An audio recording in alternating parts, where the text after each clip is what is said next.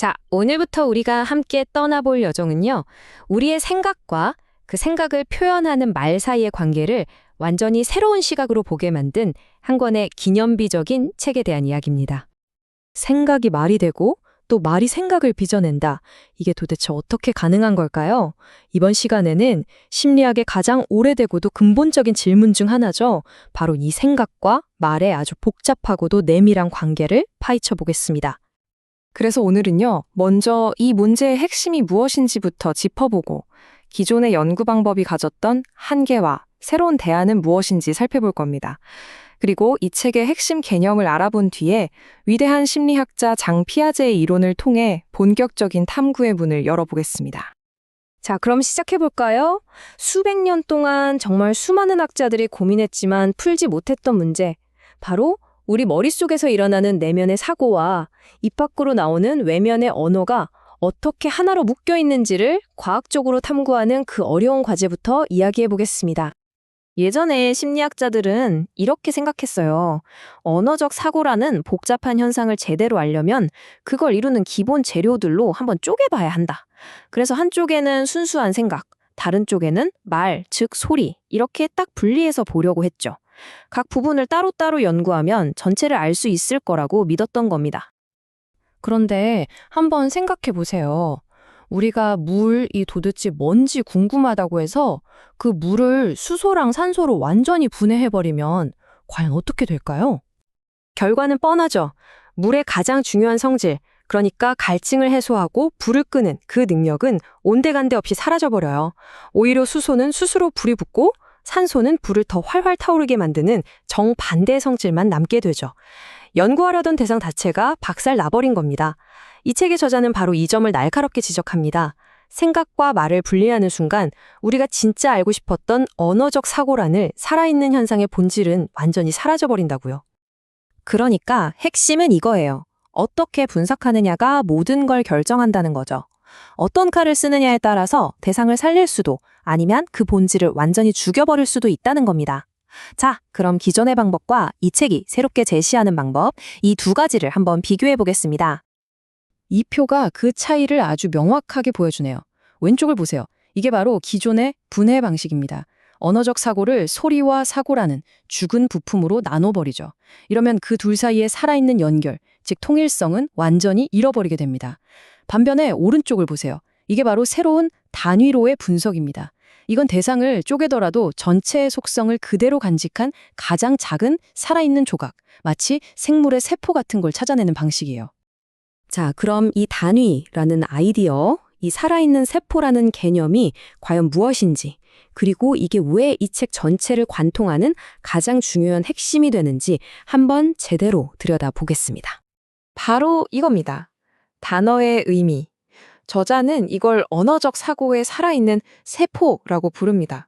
이건 그냥 단어도 아니고 그냥 생각도 아니에요. 생각과 말이 하나로 완전히 녹아있는 절대 분리할 수 없는 결정체 같은 거죠. 우리가 사과라는 단어를 떠올릴 때 사과라는 소리만 떠올리는 게 아니라 빨갛고 동그랗고 아삭한 그 개념까지 함께 떠올리잖아요. 바로 그 지점, 그게 바로 단어의 의미입니다. 톨스토이의 이 말 정말 기가 막히지 않나요? 우리가 어떤 말을 이해하지 못하는 건 사실 그 단어 자체를 몰라서가 아니라 그 단어가 담고 있는 개념, 즉 그 생각을 이해하지 못하기 때문이라는 거죠. 머릿속에 개념만 딱 잡히면 그걸 표현할 단어는 언제든 자연스럽게 따라온다는 겁니다. 단어의 의미가 왜 중요한지 정말 잘 보여주는 대목이죠. 그렇다면 결론은 명확해집니다. 생각과 언어가 어떻게 발달하는지 정말로 알고 싶다면 맞습니다. 바로 이 단어의 의미가 아이들 속에서 그리고 인류의 역사 속에서 어떻게 생겨나고 변해왔는지를 추적해야 한다는 거죠. 이것이 바로 이 책이 앞으로 나아갈 방향을 제시하는 거대한 나침반이 됩니다. 자, 이 새로운 길을 개척하기 위해서 저자는 먼저 당대 최고의 아동심리학자에게로 눈을 돌립니다. 바로 스위스의 거장 장 피아제죠. 그의 연구를 제대로 이해하고 비판하는 것에서부터 모든 논의를 시작합니다. 여기서 정말 흥미로운 점은요, 이 책의 저자가 피아제를 단순히 비판의 대상으로만 삼는 게 아니라는 거예요. 오히려 피아제를 엄청나게 존경하고 있음을 분명히 밝힙니다. 아이들의 생각을 그저 어른보다 부족하고 미숙한 것으로만 보던 기존의 시각에서 벗어나서 아이들에게는 아이들만의 독특한 논리가 있다는 걸 최초로 발견해낸 그야말로 아동 심리학이라는 새로운 바다를 열어젖힌 선구자라고 극찬하죠. 자, 그렇다면 피아제가 내놓은 이 혁명적인 이론은 도대체 어떤 내용이었을까요? 그는 아이들의 생각이 아주 개인적이고 내밀한 세계에서 출발해서 점차 사회적인 생각으로 발전해 나간다는 하나의 경로를 제시했습니다. 피아제는 생각의 양극단을 설정합니다. 한쪽 끝에는 자폐적 사고가 있어요. 이건 뭐랄까 완전히 자기만의 세상에 갇힌 생각입니다. 꿈이나 상상, 욕망이 지배하는 현실과는 별 상관이 없는 그런 생각이죠. 그리고 그 반대편 끝에는 논리적 사고가 있습니다. 이건 우리가 흔히 말하는 이성적이고 사회적이고 현실에 단단히 발을 딛고 있는 생각이고요. 그럼 여기서 아주 중요한 질문이 생기죠. 아이는 도대체 어떻게 이 극과 극을 오갈 수 있을까요? 순수한 환상의 세계에서 출발해서 현실적인 논리의 세계로 건너가는 그 다리는 과연 무엇일까요? 피아제는 바로 그 다리 역할을 하는 아주 흥미로운 중간 단계를 발견합니다. 바로 자기중심적 사고죠. 맨 처음에는 현실과 상관없는 자폐적 사고에서 출발해서 그 다음엔 현실에 적응하려고 애는 쓰지만 여전히 자기 관점에서 벗어나지 못하는 자기중심적 사고를 거쳐서 마침내 다른 사람과 소통하면서 현실에 맞춰가는 논리적 사고에 도달한다는 겁니다. 그러니까 피아제가 봤을 때 아이들의 기본적인 생각 모드는 객관적인 진실을 탐구하는 논리적인 문제 해결이 아니라는 거예요. 그보다는 자기 자신의 만족을 위한 놀이에 훨씬 가깝다는 거죠. 이 놀이를 통해서 아이들은 내면의 환상과 바깥 세상의 현실을 조금씩 연결해 나간다고 본 겁니다. 정말 그럴듯하고 설득력 있는 이론이죠. 그런데 과연 이게 정말 맞을까요? 아이의 생각이란 게 정말로 자기만의 환상 속에서 시작해서 사회라는 외부의 힘에 의해 마지못해 현실 세계로 질질 끌려 나오는 걸까요? 어쩌면 그 발달의 방향이 완전히 정반대는 아닐까요? 바로 이 거대한 질문에서부터 이 책의 본격적인 탐구가 시작됩니다. 우리가 생각한다고 할 때 그 생각은 대체 어디서 오는 걸까요? 이 아주 근본적인 질문을 두고 20세기 심리학을 대표하는 두 거장, 장 피아제와 레프 비고치기가 정말 엄청난 논쟁을 벌였습니다. 오늘 우리는 레프 비고치기의 기념비적인 책, 사고와 언어를 통해서 바로 이 지적 대결의 한복판으로 들어가 볼 겁니다. 인간 정신의 기원, 그 비밀을 함께 파헤쳐 보시죠. 자, 이 지적 대결은 말이죠. 마치 한 편의 드라마 같아요. 먼저 당대 챔피언이었던 피아제가 얼마나 대단하고 견고한 이론의 성을 쌓아 올렸는지부터 살펴볼 거고요. 그 다음에 도전자 비고츠키가 나타나서 아주 날카로운 질문 하나로 그 성벽에 어떻게 균열을 내는지 보게 될 겁니다. 그리고 비고츠키가 제시한 완전히 새로운 길을 따라가다 보면 결국 생각이란 무엇인가에 대한 우리의 기존 관념을 완전히 뒤집어버리는 그런 놀라운 결론에 다다르게 될 겁니다. 모든 위대한 논쟁은요, 기존의 상식을 뒤엎는 생각에서 출발하잖아요. 비고츠키의 도전을 제대로 이해하려면 먼저 그가 맞서 싸웠던 거인, 그러니까 장 피아제가 얼마나 혁명적인 세계를 만들어냈는지부터 알아야 해요. 그의 이론은 그 시대의 심리학 판도를 완전히 바꿔놓았거든요. 여기서 핵심은 바로 관점의 전환이에요. 피아제 이전에는요, 아이들의 마음을 그저 덜 자란 어른, 미완성된 존재로만 봤어요.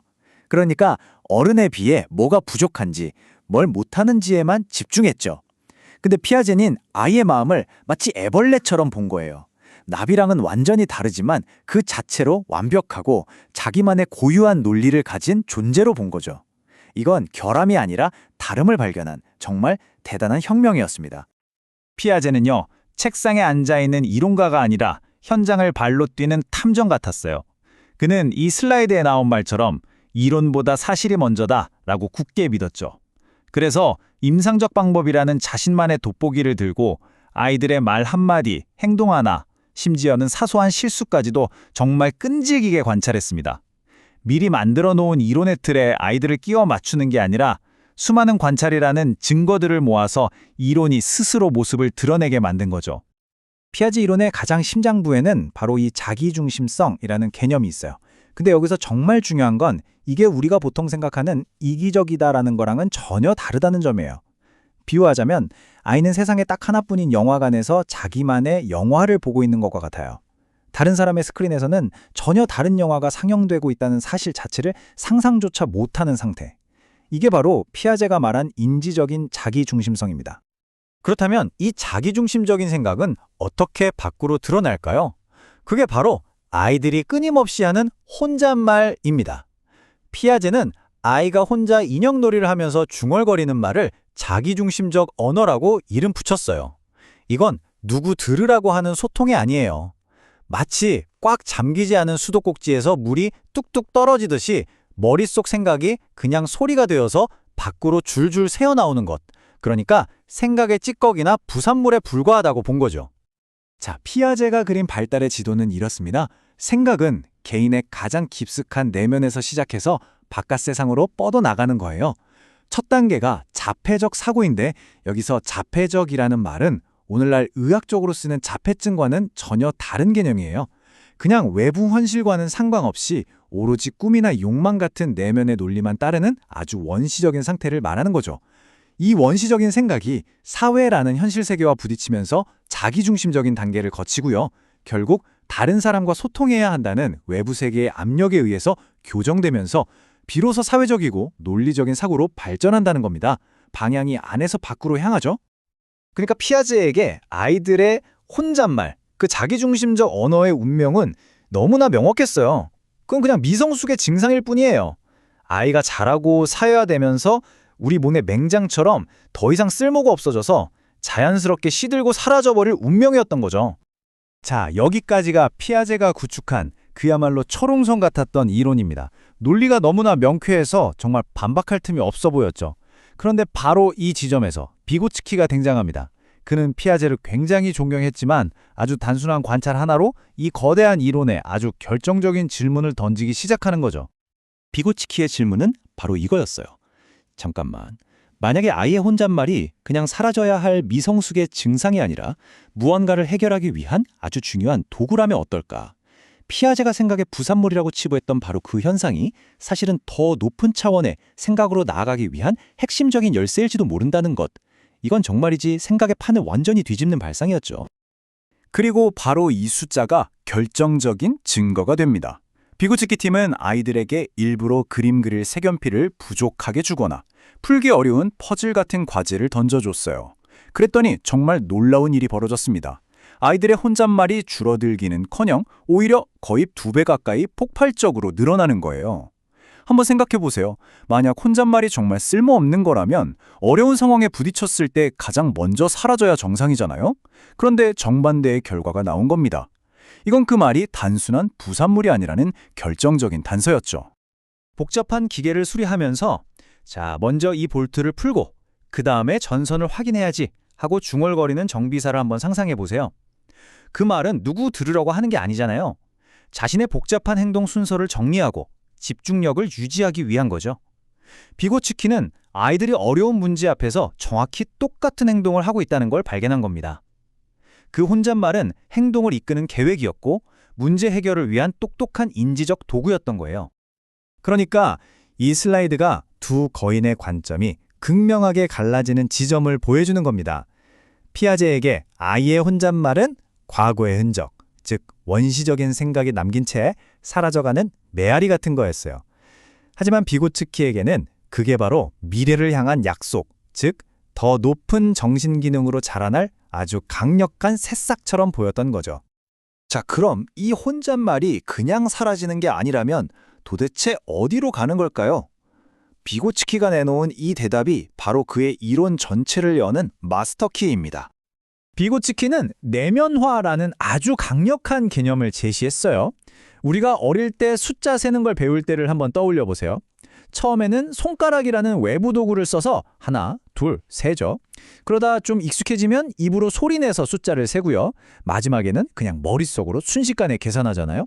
이렇게 외부의 물리적인 행동이 내면의 정신적인 과정으로 바뀌는 것, 이게 바로 내면화입니다. 비고츠키의 주장은 아주 명쾌합니다. 아이의 혼잣말, 즉 자기중심적 언어는 바로 이 내면화가 실시간으로 벌어지고 있는 현장 그 자체라는 거예요. 다른 사람들과 함께 사용하던 사회적 언어라는 큰 길에서 이제 내적 사고라는 나만의 오솔길로 접어드는 바로 그 중간 지점, 말하자면 과도기적인 단계인 셈이죠.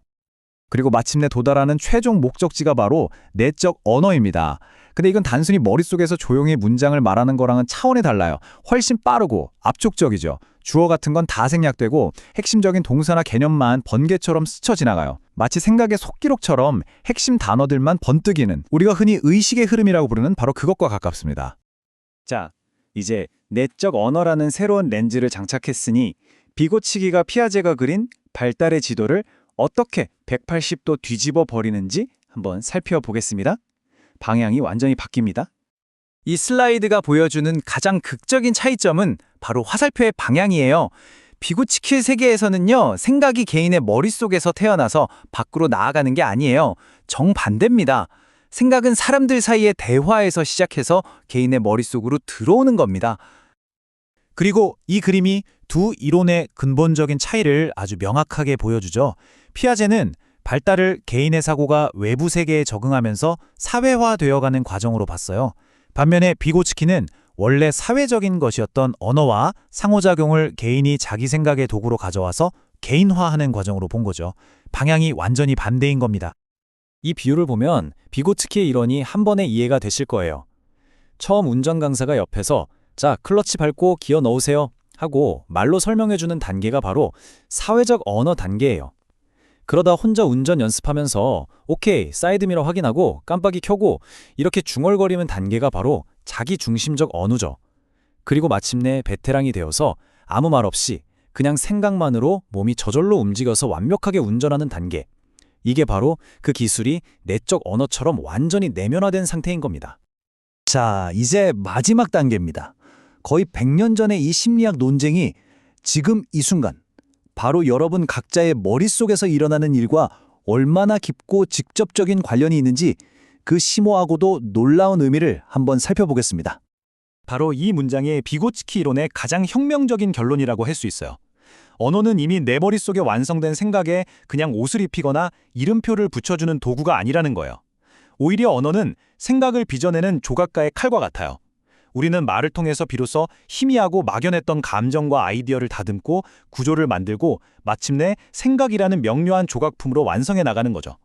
다시 말해 언어 없이는 고차원적인 생각 자체가 존재할 수 없다는 뜻입니다. 이건 무슨 뜻이냐면요. 우리가 아주 개인적인 능력이라고 생각하는 것들, 예를 들어 무언가에 의식적으로 집중하는 능력이라든지 정보를 논리적으로 기억하는 능력 같은 것들이 처음부터 우리 머릿속에 내장된 기능이 아니라는 거예요.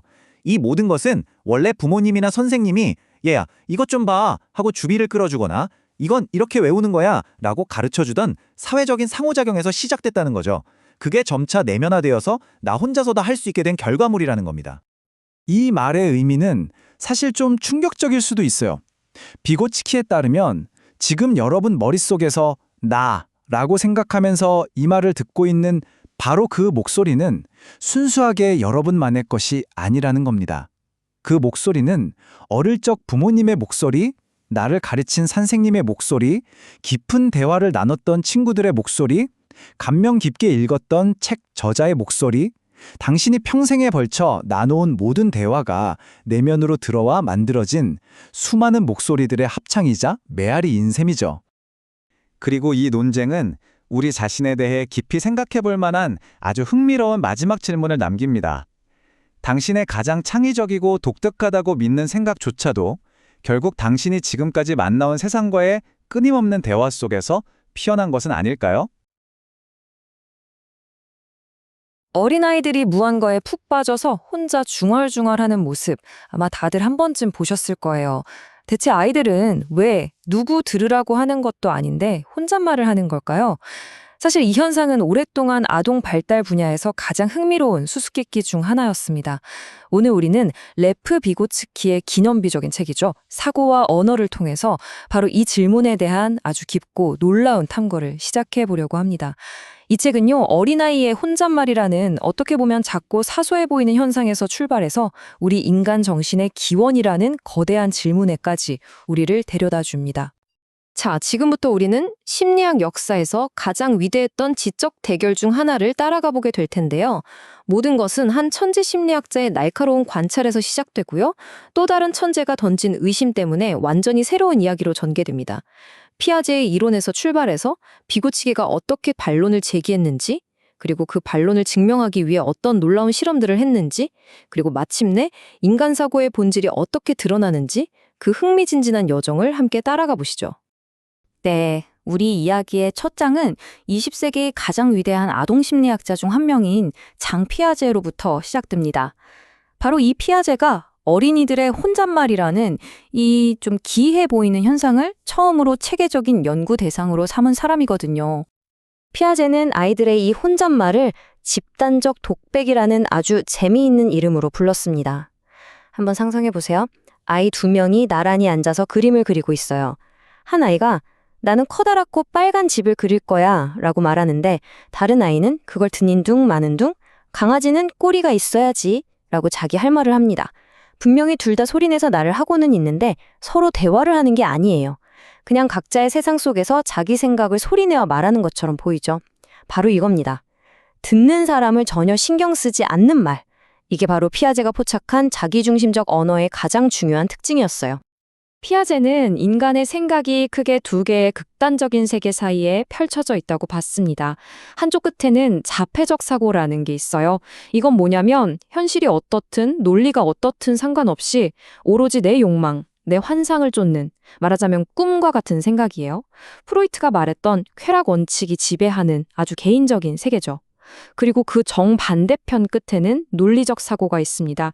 이건 현실에 딱 발을 딛고 다른 사람과 소통하고 또 문제를 해결하기 위한 아주 사회적인 생각 방식이고요. 그럼 아이들의 생각은 이 스펙트럼의 어디쯤에 있을까요? 피아제는 아이들의 생각과 말이 바로 이 두 극단의 딱 중간, 즉 자기중심적 상태에 있다고 봤습니다. 이게 무슨 뜻이냐면 현실을 적응하려고 애는 쓰는데 아직 다른 사람의 입장에서 생각하는 능력이 부족해서 결국 자기 관점에 갇혀버리는 그런 과도기적인 상태를 말해요. 예를 들어 이런 거죠. 어떤 아이한테 길을 물어보면 저기 우리 집 노란 대문 지나서요. 내가 좋아하는 슈퍼 돌아서 가면 돼요. 이런 식으로 자기한테만 익숙한 걸 기준으로 설명하잖아요. 듣는 사람은 전혀 알아들을 수가 없죠. 소통하려는 것 같긴 한데 그 방식이 지극히 자기중심적인 것, 바로 이게 핵심입니다. 그러니까 피아제가 보기에는 이 혼잣말이라는 게 무슨 뚜렷한 목적이나 기능이 있는 게 아니었어요. 이건 그냥 아이의 생각이 아직 미성숙하고 자기중심적이라는 걸 보여주는 하나의 증상에 불과하다고 봤죠. 마치 우리가 끓는 주전자에서 김이 나는 걸 보고 아, 물이 끓고 있구나 하고 알게 되는 것처럼요. 그 김 자체가 무슨 역할을 하는 건 아니잖아요. 그냥 활동의 부산물일 뿐이라는 거죠. 아이가 혼자 노는데 곁들여지는 의미 없는 배경음악처럼 그냥 그렇게 있다가 때가 되면 사라질 운명이라고 본 겁니다. 그래서 피아제는 아주 명확한 발달 경로를 제시했습니다. 발달이란 건 개인의 가장 깊은 내면, 즉 자폐적 사고에서 출발해서 바깥 세상, 즉 사회를 향해 나아간다는 겁니다. 아이는 이기적이고 자기중심적인 단계를 거치면서 점차 다른 사람의 관점이나 사회의 규칙 같은 걸 배우게 되고 마침내 어른들처럼 사회화된 논리적 사고에 도달한다는 거죠. 이 모델에서 자기중심적 언어는 뭐랄까 애벌레가 나비가 되기 전에 거치는 번데기 껍질 같은 거예요. 발달 과정에서 나타나는 미성숙한 껍데기일 뿐이고 반드시 극복하고 버려야 할 대상이었던 거죠. 결국 이 이론의 핵심은 이겁니다. 아이가 크고 생각이 논리적으로 변하면 이 혼잣말은 아무런 역할도 흔적도 남기지 않고 그냥 스르르 사라져버릴 운명이라는 것. 발달 과정에서 잠깐 나타났다가 사라지는 일종의 막다른 골목 같은 존재라는 거죠. 그런데 말이죠. 바로 이 지점에서 또 다른 위대한 사상가 레프 비고츠키가 무대에 등장합니다. 그는 피아제와 똑같은 현상을 봤지만 완전히 다른 종류의 아주 근본적인 질문을 던지기 시작했어요. 비고치키는 도저히 이걸 받아들일 수가 없었어요. 발달 과정에서 이렇게나 뚜렷하고 흔하게 나타나는 행동이 아무런 미래지향적인 기능도 없이 그냥 사라져 버린다? 이게 말이 되나? 싶었던 거죠. 마치 우리 몸에 있는 맹장처럼 그냥 진화 과정에서 남은 쓸모없는 흔적기관이라는 설명이 영 만족스럽지 않았던 겁니다. 그는 자연이나 발달 과정이 그렇게 낭비적일 리가 없다고 생각했어요. 이 혼잣말에는 분명히 무언가 아주 중요한 역할이 숨겨져 있을 거라고 굳게 믿었습니다. 그래서 그는 완전히 다른 가설을 세웁니다. 이 언어는 사라지는 게 아니라 변신하는 거다. 미성 속의 증상이 아니라 아이가 자기 생각과 행동을 조절하는 법을 배우는 아주 강력한 도구라는 그야말로 혁명적인 관점을 제시한 겁니다. 다시 말해 아이가 혼잣말을 하는 건 생각이 미숙해서가 아니라 오히려 자기 생각을 한 단계 더 높은 수준으로 발전시키기 위해 적극적으로 애쓰고 있다는 증거라는 거죠. 비고츠키와 그의 동료들은 이 엄청난 가설을 그냥 주장만 한 게 아닙니다. 이 혼잣말의 진짜 기능을 파헤치기 위해서 아주 독창적인 실험들을 설계하고 직접 증명해 나섰습니다. 실험 설계가 아주 단순하면서도 기가 막힙니다. 먼저 아이가 평범하게 그림을 그리거나 놀 때 혼잣말을 얼마나 하는지 기록해요. 이게 기준선이죠. 그 다음 갑자기 그림 그리는데 꼭 필요한 색연필을 휙 가져가 버리거나 하는 식으로 의도적으로 어려운 상황을 만듭니다. 일종의 방해 공작이죠. 마지막으로는 아이가 내 말은 아무도 못 들을 거야 라고 느끼게 만드는 환경. 예를 들어 아주 시끄러운 곳이나 아이의 혼자 방에 있을 때 아이의 반응을 살피는 거였어요. 자, 첫 번째 실험 결과는 그야말로 충격적이었습니다. 아이들은 어려운 문제에 딱 부딪히니까 혼잣말을 덜 하는 게 아니라 거의 2배나 더 많이 하는 거예요. 아니, 피아제의 이론대로라면 골치 아픈 문제에 집중할수록 이런 쓸데없는 말은 줄어야 되잖아요. 그런데 결과는 완전히 정반대였던 겁니다. 아이들이 하는 말을 자세히 들어보니까 그 이유가 명확해졌습니다. 아이들은 파란색 연필이 없네? 어디 갔지? 하면서 상황을 파악하고 있었고요. 그럼 대신 남색으로 칠해야겠다? 라고 하면서 대안을 계획하고 있었어요. 이건 그냥 의미 없는 중얼거림이 아니었던 거죠. 문제를 인식하고 해결책을 찾고 자기 행동을 이끌어가는 명백한 생각의 도구였습니다. 아이들은 말 그대로 말로 생각하고 있었던 겁니다. 두 번째 결정적인 발견은 아이가 누군가 내 말을 들어줄 것이라는 기대를 잃었을 때 나타났습니다. 혼자 방에 있거나 주변이 너무 시끄러워서 자기 말이 묻힐 거라고 생각하는 상황에서는요, 아이들의 혼잣말이 눈에 띄게 줄어들었고 심지어는 완전히 사라져버렸습니다. 자, 이건 정말 흥미로운 역설을 보여줍니다. 이 혼잣말은 분명히 나 자신을 향한 말인데 그 뿌리인 사회성을 완전히 버리지는 못했다는 뜻이니까요. 마치 텅 빈 극장에서 혼자 리허설을 하는 배우를 생각해 보세요. 실제 관객은 없지만 마음속으로는 관객을 상상하며 연기하잖아요. 그것과 비슷한 겁니다. 언어라는 게 원래 소통을 위해 태어났다는 그 근본적인 속성을 버리지 못했다는 아주 강력한 증거였죠. 이 두 가지 실험 결과는 피아제의 이론의 결정타를 날렸습니다. 그리고 비고치키는 이 결과를 바탕으로 사라지는 것처럼 보였던 언어의 진짜 운명과 사고의 본질에 대한 혁명적인 결론을 내리게 됩니다. 그는 이렇게 주장합니다. 자기중심적 언어는 결코 죽거나 사라지는 게 아니다. 그것은 나이가 들면서 점차 소리가 작아지다가 마침내는 우리 마음속으로, 즉 지하로 숨어들어 새로운 정신기능으로 변모한다는 겁니다. 이 새롭게 변신한 기능이 바로 비고츠키가 내적 언어라고 부른 것입니다. 이게 뭐냐면 바로 우리가 보통 생각한다 라고 말하는 머릿속에서 조용히 일어나는 그 독백이에요. 우리가 뭔가를 계획하고 고민하고 또 스스로를 격려하거나 다그칠 때 사용하는 바로 그 내면의 목소리. 그게 바로 어린 시절에 혼잣말이 자라서 된 모습이라는 거죠. 그러니까 비고츠키에게 이 자기중심적 언어는 그야말로 잃어버린 연결고리, 즉 진화의 달이었던 셈입니다. 다른 사람과 소통하기 위해 사용되던 사회적인 말이 어떻게 한 개인의 가장 사적인 생각으로 변신하는지 그 비밀스러운 과정을 우리 눈앞에 생생하게 보여주는 결정적인 증거였던 거죠. 이러한 새로운 이해는 피아제가 세웠던 발달 모델의 방향을 그야말로 180도 완전히 뒤집어 놓았습니다. 비고츠키의 모델에서는 발달의 방향이 정반대입니다. 사회에서 시작해서 개인의 내면으로 향하죠. 언어는 처음에는 엄마나 친구와 소통하기 위한 순수한 사회적 도구입니다. 그러다가 어느 순간 아이는 이 강력한 도구를 자기 자신에게 사용하기 시작해요. 이게 바로 자기중심적 언어 단계죠.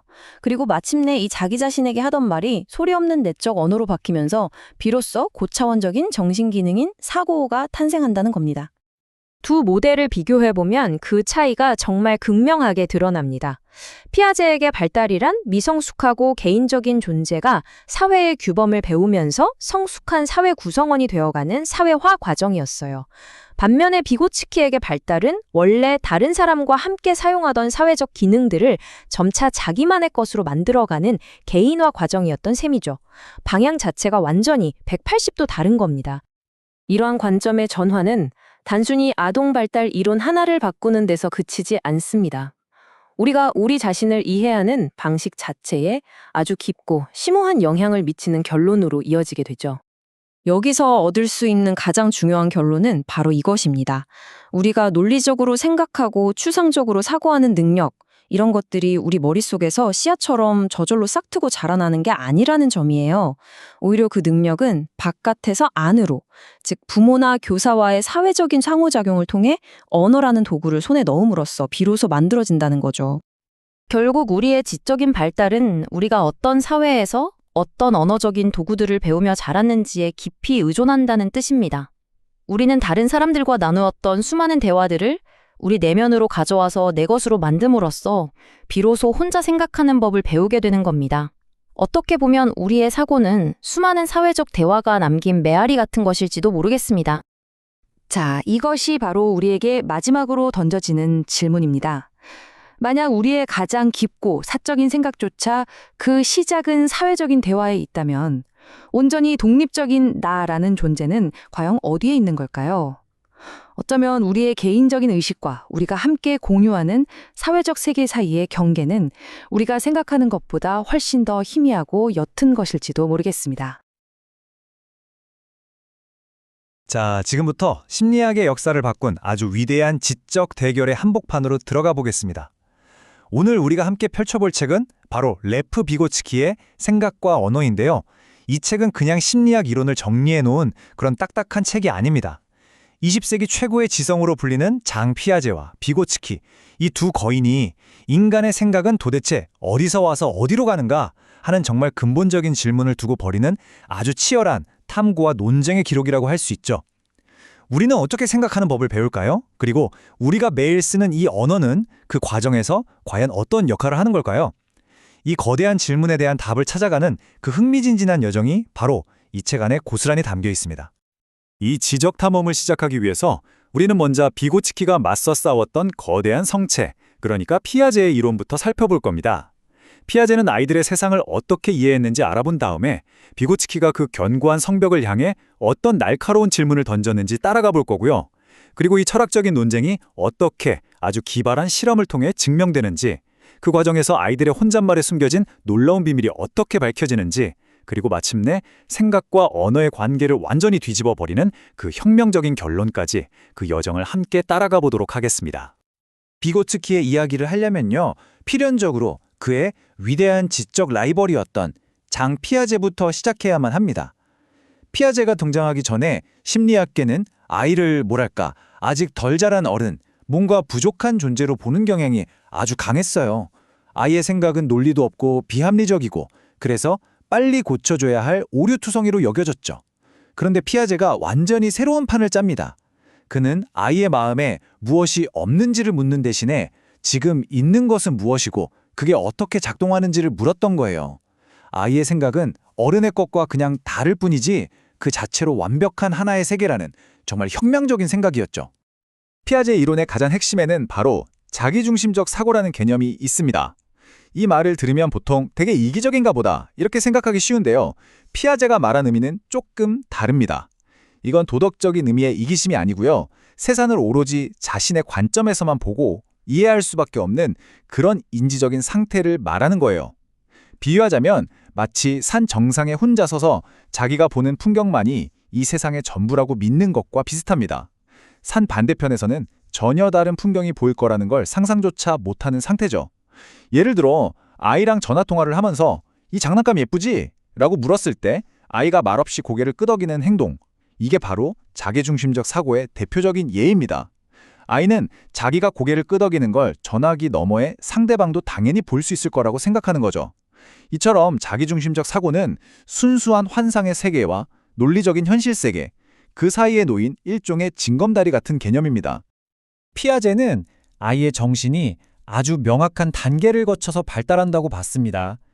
그 여정의 출발점은 바로 자폐적 사고인데요.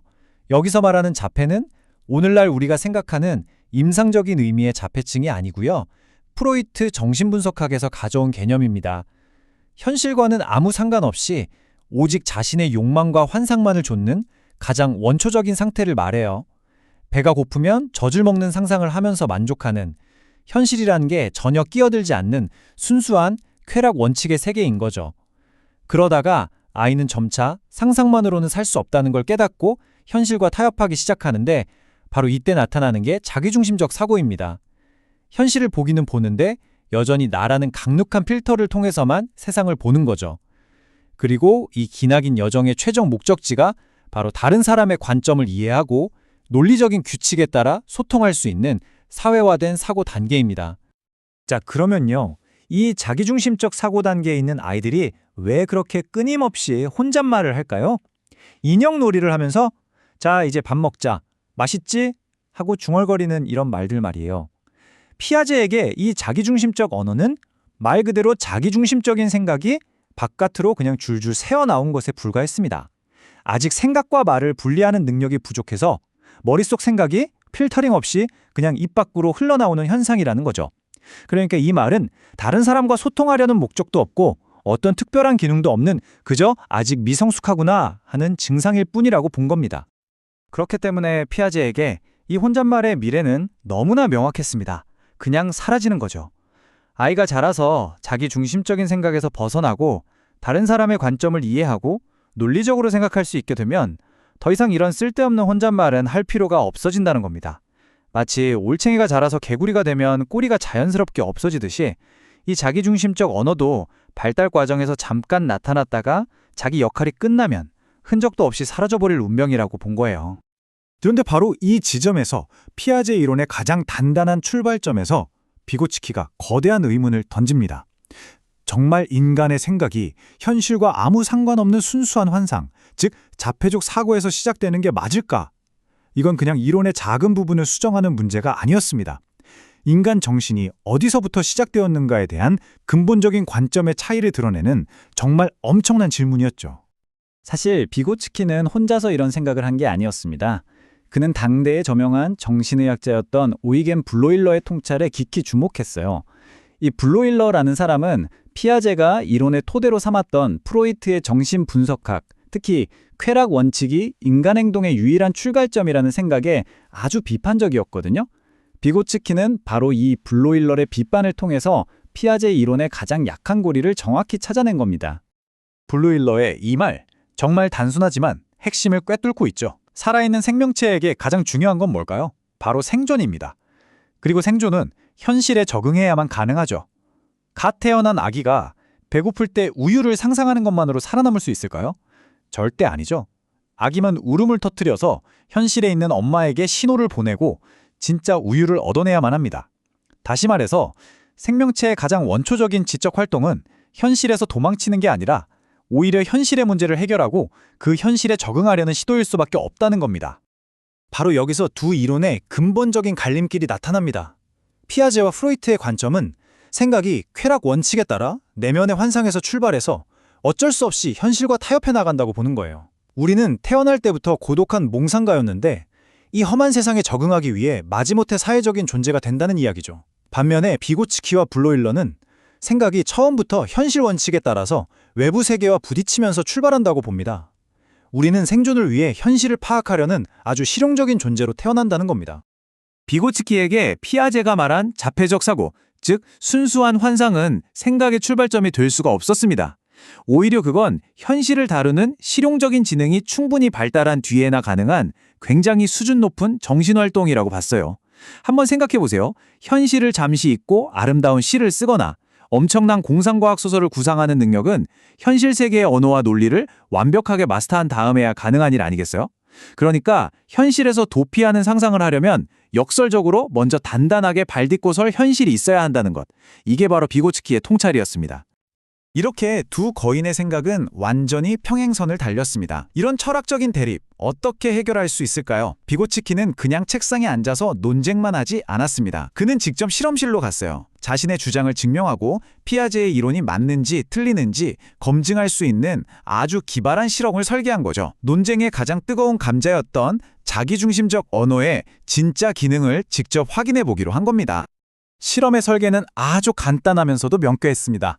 자, 피아제의 이론이 맞다면, 즉 혼잣말이 아무 기능도 없는 미성숙함의 증거일 뿐이라면 아이가 어려운 과제에 딱 부딪혀서 집중해야 할 때 이 쓸데없는 혼잣말은 당연히 줄어들거나 사라져야겠죠. 문제 해결에 방해만 될 테니까요. 하지만 비고츠키는 정반대를 예측했습니다. 만약 혼잣말이 문제 해결을 위한 도구라면 어려운 문제에 부딪혔을 때 아이들은 그 도구를 훨씬 더 많이 사용하려고 할 것이다. 이렇게요. 연구팀은 아이들에게 그림을 그리게 했습니다. 처음에는 모든 게 순조로웠어요. 그런데 바로 그 순간 아이가 쓰던 색연필이 갑자기 뚝 부러지거나 꼭 필요한 색깔의 종이가 없는 상황을 의도적으로 만든 겁니다. 아이의 계획이 예상치 못한 장애물에 가로막히는 그 순간 과연 아이의 입에서는 어떤 말이 터져나올까요?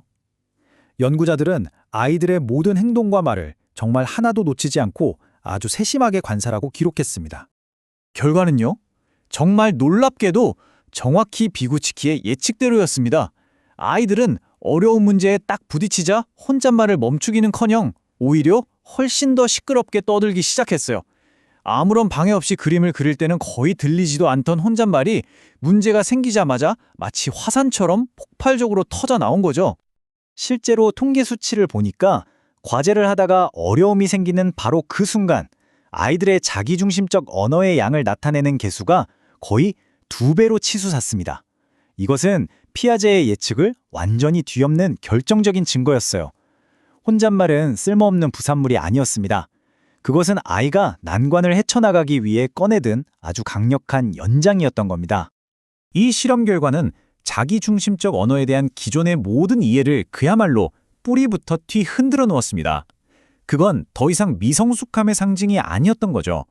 오히려 지적인 문제 해결 과정에서 나타나는 굉장히 중요한 정신기능의 표현이었습니다. 그 비고츠키는 이제 이 언어에 새로운 이름을 붙여줘야 한다고 생각했어요. 비고츠키는 이 혼잣말이 바로 소리내어 생각하는 과정 그 자체라고 새롭게 정의했습니다. 혹시 여러분도 복잡한 가구를 조립하거나 어려운 수학 문제를 풀 때 자신도 모르게 먼저 설명서를 보고 이 나사를 저 구멍에 끼우고 이렇게 중얼거렸던 경험 없으신가요? 바로 그 중간 여러분은 비고츠키가 발견한 이 위대한 생각의 도구를 사용하고 있었던 겁니다. 아이들의 혼잣말은 바로 이것과 똑같은 문제 해결을 위한 아주 적극적인 사고 활동이었던 거죠. 아이들의 혼잣말을 자세히 들어보면 정말 놀라운 기능들이 숨어 있습니다. 파란색 색연필이 없어졌네 라면서 문제를 파악하고요. 그럼 하늘색으로 칠해야겠다라고 대안을 계획합니다. 그리고 너무 세게 누르면 부러지니까 살살 해야지 라면서 자기 자신의 행동을 통제하기까지 하죠.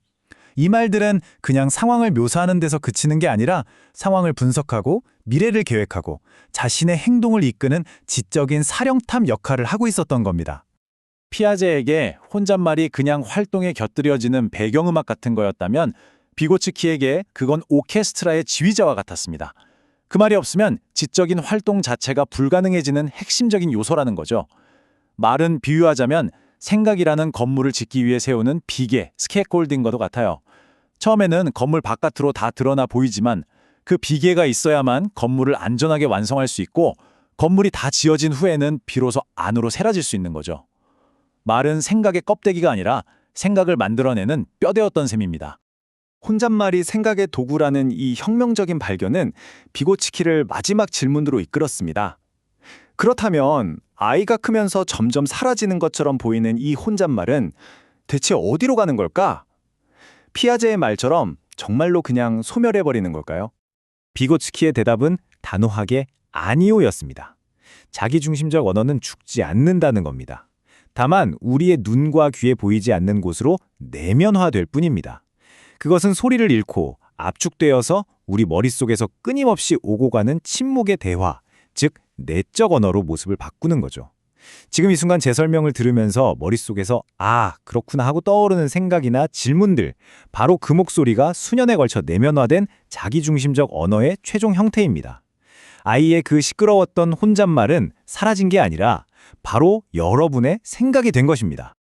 이 그림이 바로 두 이론의 차이를 가장 극명하게 보여주는 지점입니다. 이게 바로 비고츠키가 이뤄낸 위대한 전환이죠.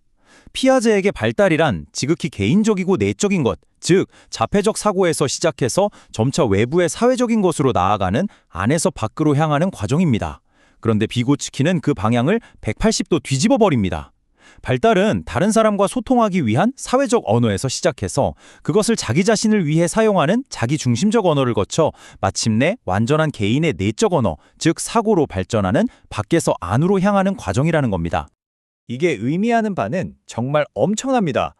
우리의 논리적으로 생각하고 계획하고 반성하는 이런 고차원적인 정신 기능이 처음부터 우리 안에 씨앗처럼 내재된 게 아니라는 뜻이거든요. 그것은 본질적으로 내면화된 사회적 관계라는 겁니다.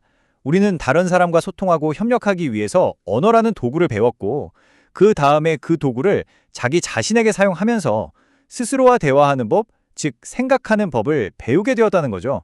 다시 말해 우리의 생각은 사회적 상호작용의 메아리인 셈입니다. 결국 비고츠키는 우리를 인류의 가장 오래된 질문 앞에 다시 세웁니다. 우리는 보통 생각이 먼저 있고 언어는 그 생각을 표현하는 도구에 불과하다고 생각하잖아요. 그런데 비고츠키는 이 관계를 완전히 뒤집습니다. 언어는 단순히 생각을 담는 그릇이 아니라 생각을 빚어내는 틀이자 생각을 가능하게 하는 재료 그 자체라는 거죠. 만약 언어라는 이 위대한 사회적 도구가 없었다면 지금 우리가 누리고 있는 이 고차원적인 인간의 정신세계는 애초에 존재하지 않았을지도 모릅니다. 언어가 우리를 인간으로 만드는 열쇠라는 것.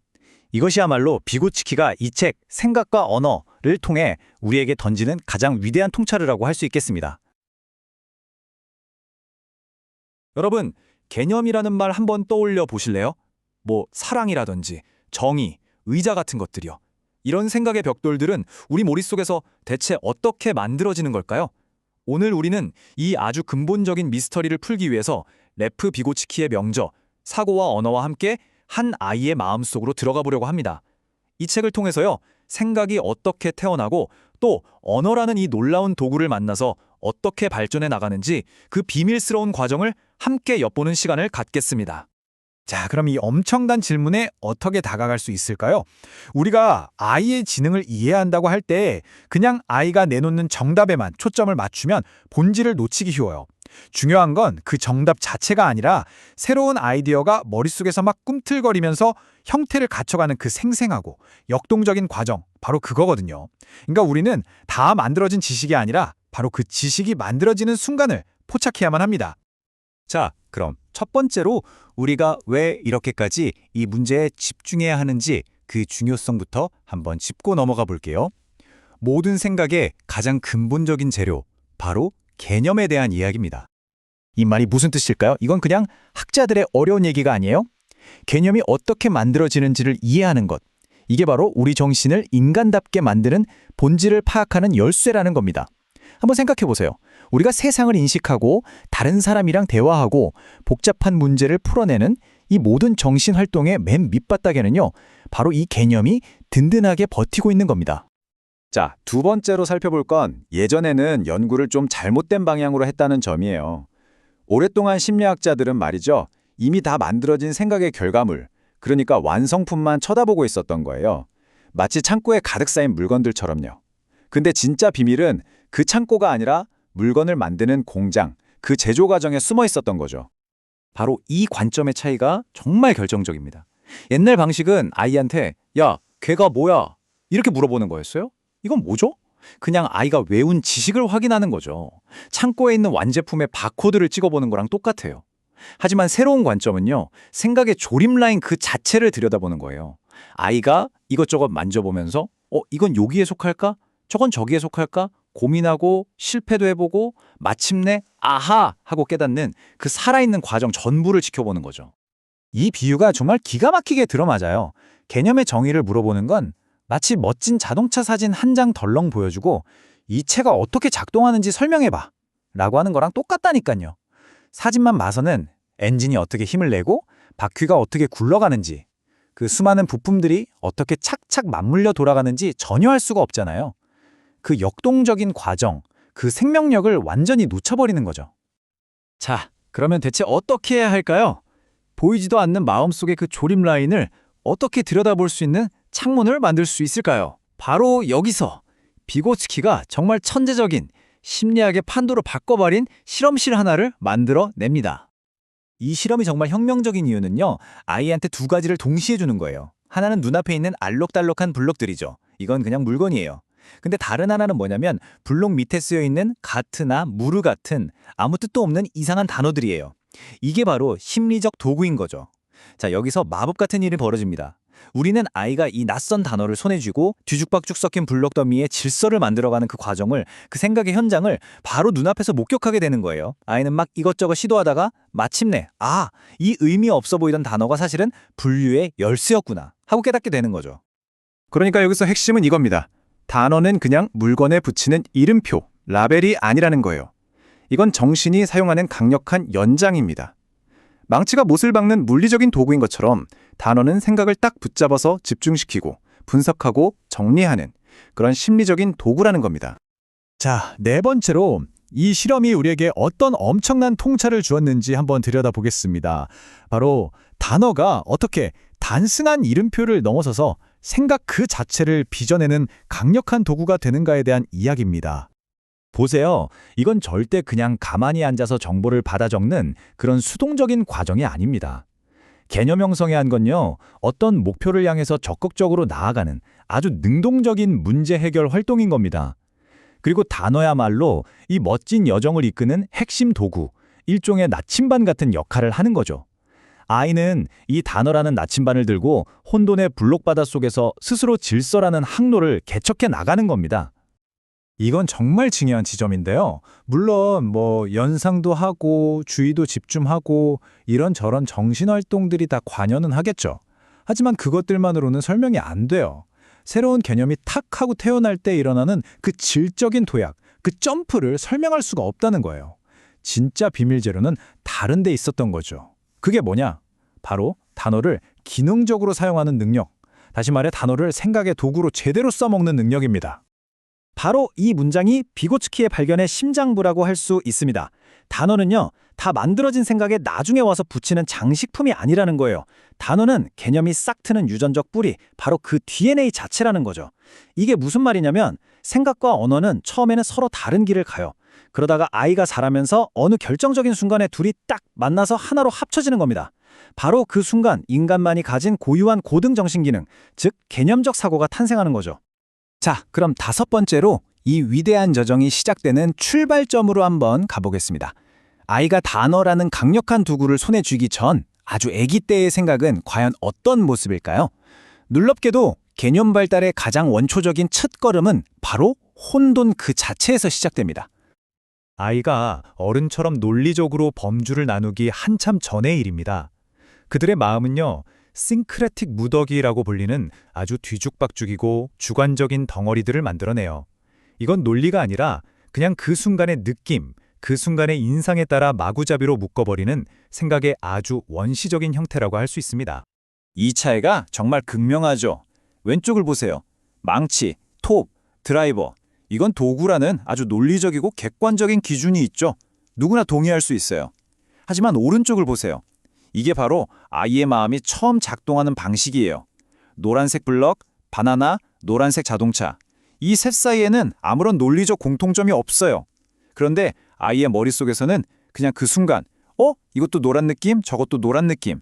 이런 막연한 시각적 인상 하나만으로 얘네들이 한 가족, 한 묶음이 될 수 있는 거예요. 이게 바로 생각의 가장 혼돈스러운 원초적인 형태입니다. 자, 바로 이 지점에서 우리는 거대한 미스터리와 마주하게 됩니다. 이토록 주관적이고 뒤죽박죽인 무더기의 혼돈 속에서 인간의 정신은 과연 어떻게 질서를 찾아내고 논리와 이성이라는 위대한 길로 첫 발을 내딛게 되는 걸까요? 그 놀라운 비밀은 바로 다음 이야기에서 함께 풀어보도록 하겠습니다. 레프 비고츠키의 책 사고와 언어의 한 대목을 함께 살펴보겠습니다. 이 책은 인간의 생각, 즉 사고와 말이 어떻게 서로 얽혀 발전하는지에 대한 정말 혁명적인 아이디어를 던져주는데요. 비고츠키는 당대의 심리학이 생각의 결과물에만 집착한 나머지 정작 가장 중요한 생각이 꿈틀대는 그 살아있는 과정을 놓치고 있다고 아주 날카롭게 비판했습니다. 오늘 우리는 바로 그 생각이 탄생하는 순간을 어떻게든 포착하려 했던 비고츠키의 독창적인 여정을 한번 따라가 보려고 합니다. 개념이 탄생하는 순간 이걸 어떻게 목격할 수 있을까요? 아니, 애초에 그게 가능하기는 한 걸까요? 우리가 사랑이라던가 자유 같은 추상적인 단어는 물론이고 의자처럼 아주 구체적인 단어를 이해하고 사용할 때 우리 머릿속에서는 도대체 정확히 어떤 일이 벌어지고 있는 걸까요? 이건 단순히 단어 뜻을 암기하는 것과는 차원이 다른 훨씬 더 역동적이고 복잡한 과정일 겁니다. 아주 오랫동안 심리학계에서 사용했던 방법은 사실 놀라울 정도로 단순했습니다. 어떤 사람이 특정 개념을 이해했는지 알고 싶으면 그냥 그 단어의 뜻이 뭐냐고 물어보는 거였죠. 예를 들어서 어린아이한테 강아지가 뭐야? 이렇게 물었을 때 아이가 멍멍 짖고 네 발로 걸어다니는 동물이에요 라고 대답하면 아, 이 아이는 강아지라는 개념을 알고 있구나 이렇게 판단하는 식이었습니다. 뭐 딱 보기에는 아주 직관적이고 간단해 보이죠. 하지만 비고츠키는 바로 이 지점에서 잠깐만요 하고 제동을 겁니다. 이런 접근법은 마치 화석을 연구하는 것과 같다고 주장했어요. 한번 생각해 보세요. 화석은 한때 생생하게 살아있던 공룡의 흔적일 뿐이지 살아있는 공룡 그 자체는 아니잖아요. 마찬가지로 누군가에게 단어의 정의를 말하게 하는 건 이미 머릿속에서 다 만들어져서 굳어버린 생각의 결과물을 확인하는 것뿐이라는 거죠. 생각이 실제로 만들어지고 문제를 해결하기 위해 애쓰는 그 살아있는 과정은 전혀 볼 수가 없었던 겁니다. 비고츠키는 생각의 박제된 모습이 아니라 살아 숨쉬는 그 역동성 자체를 보고 싶어 했습니다. 비고츠키가 보기에 이렇게 단순히 정의를 묻는 방식은 생각의 본질을 파악하는 데 실패할 뿐만 아니라 오히려 우리를 오해의 길로 이끄는 근본적인 결함을 가지고 있었습니다. 비고츠키의 지적은 정말 예리합니다. 우리가 누군가에게 민주주의가 뭔가요? 라고 물었을 때 그 사람이 하는 대답이 과연 그 순간에 이루어지는 생각의 과정일까요? 아닐 가능성이 높죠. 대부분은 예전에 학교에서 배웠거나 책에서 읽었던 이미 사회적으로 만들어진 지식을 기억 속에서 끄집어내서 반복하는 것에 가깝습니다. 이건 진정한 의미의 사고라기보다는 사실상 기억력 테스트, 즉 재생산에 불과하다는 겁니다. 생각의 가장 창조적이고 역동적인 순간은 이미 저 멀리 사라져버린 뒤인 셈이죠. 이 방법이 가진 핵심적인 약점들을 하나씩 짚어보죠. 첫째, 과정이 아니라 결과물에만 집중하는 아주 정적인 방식이라는 겁니다.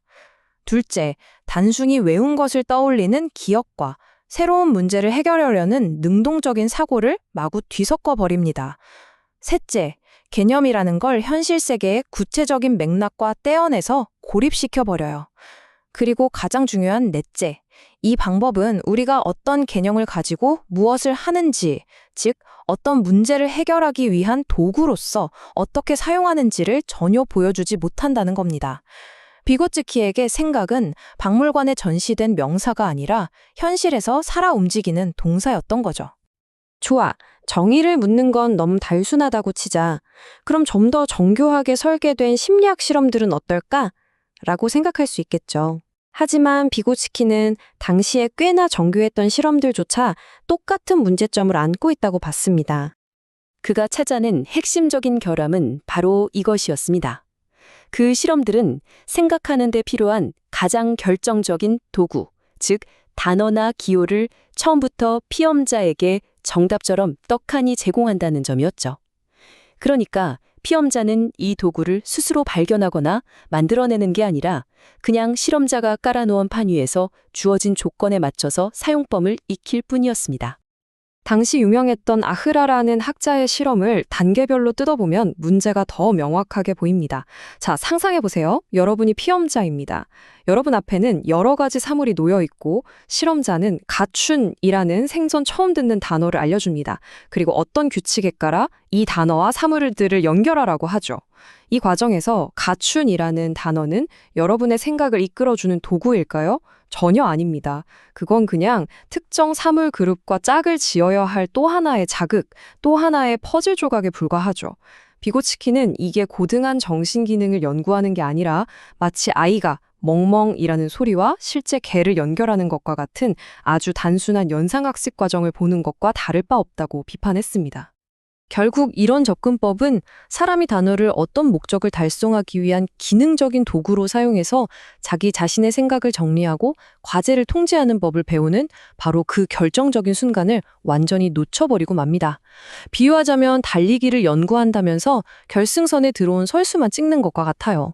가장 중요한 과정, 즉 출발해서 힘껏 달리는 그 과정은 실험이 시작되기도 전에 이미 끝나버린 셈이죠. 비고츠키는 바로 이 기능적 사용의 순간을 현정에서 포착하고 싶었습니다. 기존 방법들의 이런 한계를 통렬하게 비판한 비고치기는 여기서 멈추지 않고 생각의 과정 속으로 직접 들어갈 수 있는 아주 획기적이고 새로운 길을 제시합니다. 그가 제안한 방법의 이름은 이중 자극의 기능적 방법입니다. 이름이 조금 어렵게 들릴 수 있지만 아이디어는 정말 기가 막힙니다. 그 목표는 아주 명확했어요.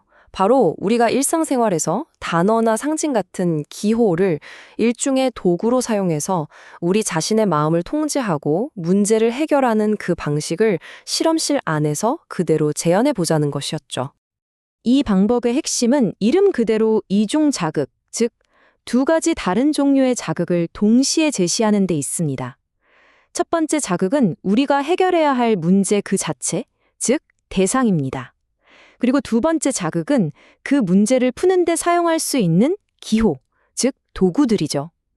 이렇게 문제와 도구를 분리해서 제시함으로써 연구자는 피험자가 어떻게 하나의 자극, 즉 기호라는 도구를 사용해서 다른 자극, 즉 대상이라는 문제를 이해하고 해결해 나가는지를 바로 눈앞에서 생생하게 관찰할 수 있게 되는 겁니다. 이건 연구의 초점을 180도 바꿔놓는 엄청난 전환이었습니다. 더 이상 이 사람이 개념을 형성할 수 있는가 없는가 하는 결과만 보는 게 아니에요. 이제 우리는 그들이 어떻게 그것을 해내는지, 즉 기호를 기능적인 도구로 능숙하게 사용하면서 문제를 해결해 나가는 그 과정 자체를 생생하게 목격하게 됩니다. 생각이라는 게 더 이상 머릿속에서 일어나는 미스테리가 아니라 우리가 관찰하고 분석할 수 있는 구체적인 행동이 되는 것이죠. 자, 그럼 이 혁신적인 방법이 실제 실험에서는 어떻게 작동하는지 아마 심리학 역사상 가장 유명한 실험 중 하나를 통해 자세히 들여다보겠습니다. 바로 비고치키의 제자 사하로프가 완성한 비고치키-사하로프 실험입니다. 이 실험 설계는 정말 단순하면서도 기발합니다.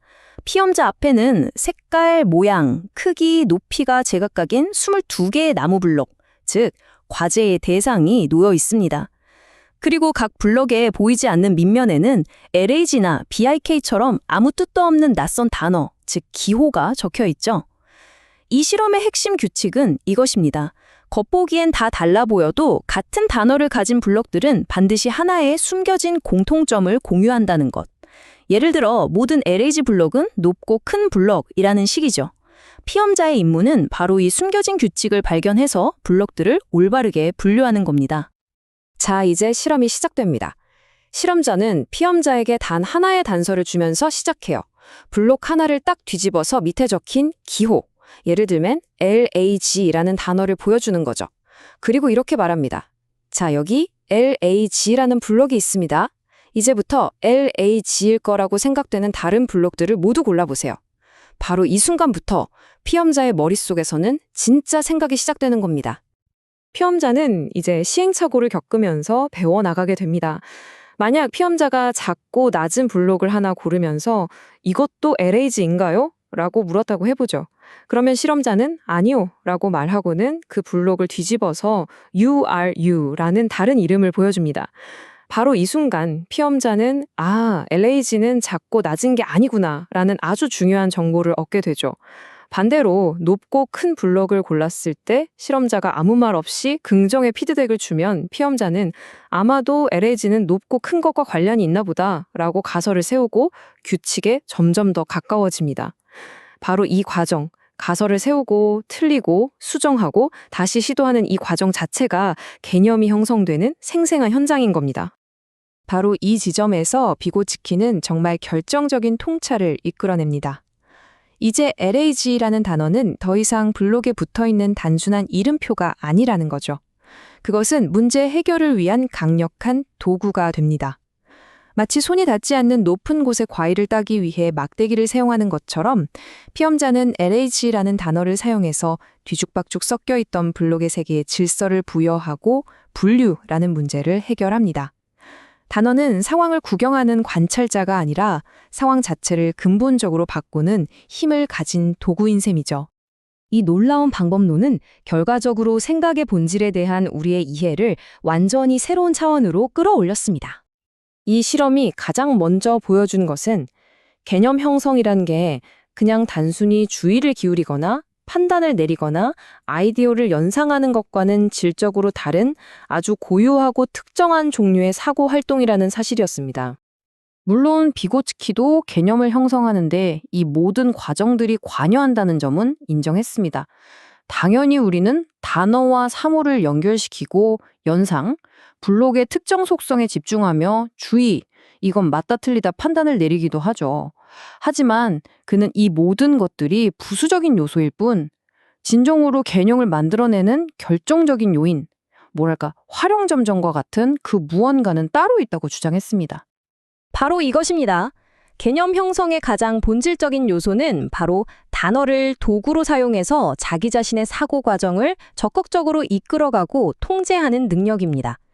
블록 실험에서 피험자다 LAG를 단순히 블럭에 붙어있는 이름표가 아니라 높고 큰 것을 찾아내는 기준으로 삼아서 자신의 행동과 주의를 통제하기 시작하는 바로 그 순간, 그것이 바로 개념이 탄생하는 순간이라는 거죠. 이 표가 바로 그 패러다임의 전환을 아주 명확하게 보여줍니다. 비고츠키는 심리학의 연구 대상을 생각의 정적인 결과물에서 도구를 매개로 하는 살아있는 사고과정 그 자체로 완전히 바꾸어 놓았습니다. 그는 심리학이 더 이상 생각의 화석을 수집하는 학문이 아니라 생각이 살아 움직이는 모습을 연구하는 생명과학이 되어야 한다고 선언한 것이나 마찬가지입니다. 자, 오늘 이야기의 핵심을 다시 한번 정리해 보겠습니다. 기존의 방법들은 생각의 무엇, 즉 결과물에만 집중했지만 결국 생각의 본질을 놓쳤습니다. 반면 비고츠키는 기호의 기능적 사용이라는 열쇠를 통해 우리에게 생각의 어떻게, 즉 살아있는 과정을 들여다볼 수 있는 놀라운 창을 열어주었습니다.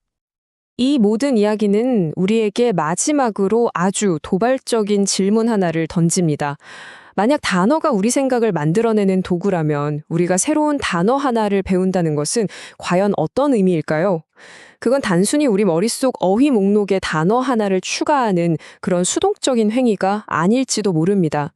어쩌면 그것은 우리의 의식 구조 자체를 재건하고 세상을 보는 새로운 방식을 장착하게 해주는 새로운 정신적 도구를 획득하는 과정일지도 모릅니다. 단어 하나가 세상을 보는 방식을 바꿀 수 있다는 것, 이것이야말로 비고치리가 우리에게 남긴 가장 심오하고 강력한 통찰 중 하나일 것입니다. 우리의 생각은 대체 어떻게 만들어지는 걸까요? 이건 심리학에서 오랫동안 풀리지 않은 아주 근본적인 질문이었습니다. 오늘 우리는 레프 비고츠키의 위대한 책 사고와 언어를 통해 바로 그 생각의 벽돌, 개념이 어떻게 탄생하는지 그 비밀스러운 과정을 함께 추적해 보려고 합니다. 자, 우리는 비고츠키의 연구를 마치 한 편의 탐정 이야기처럼 따라가 볼 거예요. 먼저 그가 왜 기존의 방식에 의문을 품었는지부터 시작해서 그가 고안한 아주 독창적인 실험 방법을 살펴볼 겁니다. 그리고 그 실험을 통해 드러나는 아이들 생각의 여러 단계를 하나하나 따라가다 보면 마침내 생각의 탄생에 대한 놀라운 진실과 마주하게 될 겁니다. 이야기를 시작하기 전에 배경부터 좀 짚고 넘어가야 해요. 비고츠키는 당시 심리학자들이 수세기 동안이나 사고의 문제를 완전히 잘못된 방향에서 접근하고 있었다고 생각했습니다. 비고츠키가 진짜 풀고 싶었던 건 바로 이 근본적인 질문이었습니다. 우리가 결과적으로 무엇을 생각하는지가 아니라 그 생각이 만들어지기까지의 살아있는 과정이 도대체 어떻게 흘러가는지 그걸 알고 싶었던 거죠. 비고츠키가 봤을 때 기존의 연구 방식은 오직 결과물에만 집중했어요. 예를 들면 아이한테 의자가 뭐야? 하고 물어보고 그 대답을 분석하는 식이죠. 근데 이건 비고츠키에겐 마치 모든 사건이 다 끝나고 난 뒤에 범죄 현장에 도착하는 것과 같았어요. 결과, 즉 시체는 볼 수 있지만 살인 사건이 어떻게 벌어졌는지는 전혀 알 길이 없는 거죠. 비고츠키는 이렇게 생각했어요. 아이에게 단어의 뜻을 묻는 건 살아 숨쉬는 개념을 박제해서 전시하는 것과 같다고요. 그는 개념이 실제로 사용되는 치열한 문제 해결의 현장, 그 과정 자체를 생생하게 목격하고 싶어 했습니다.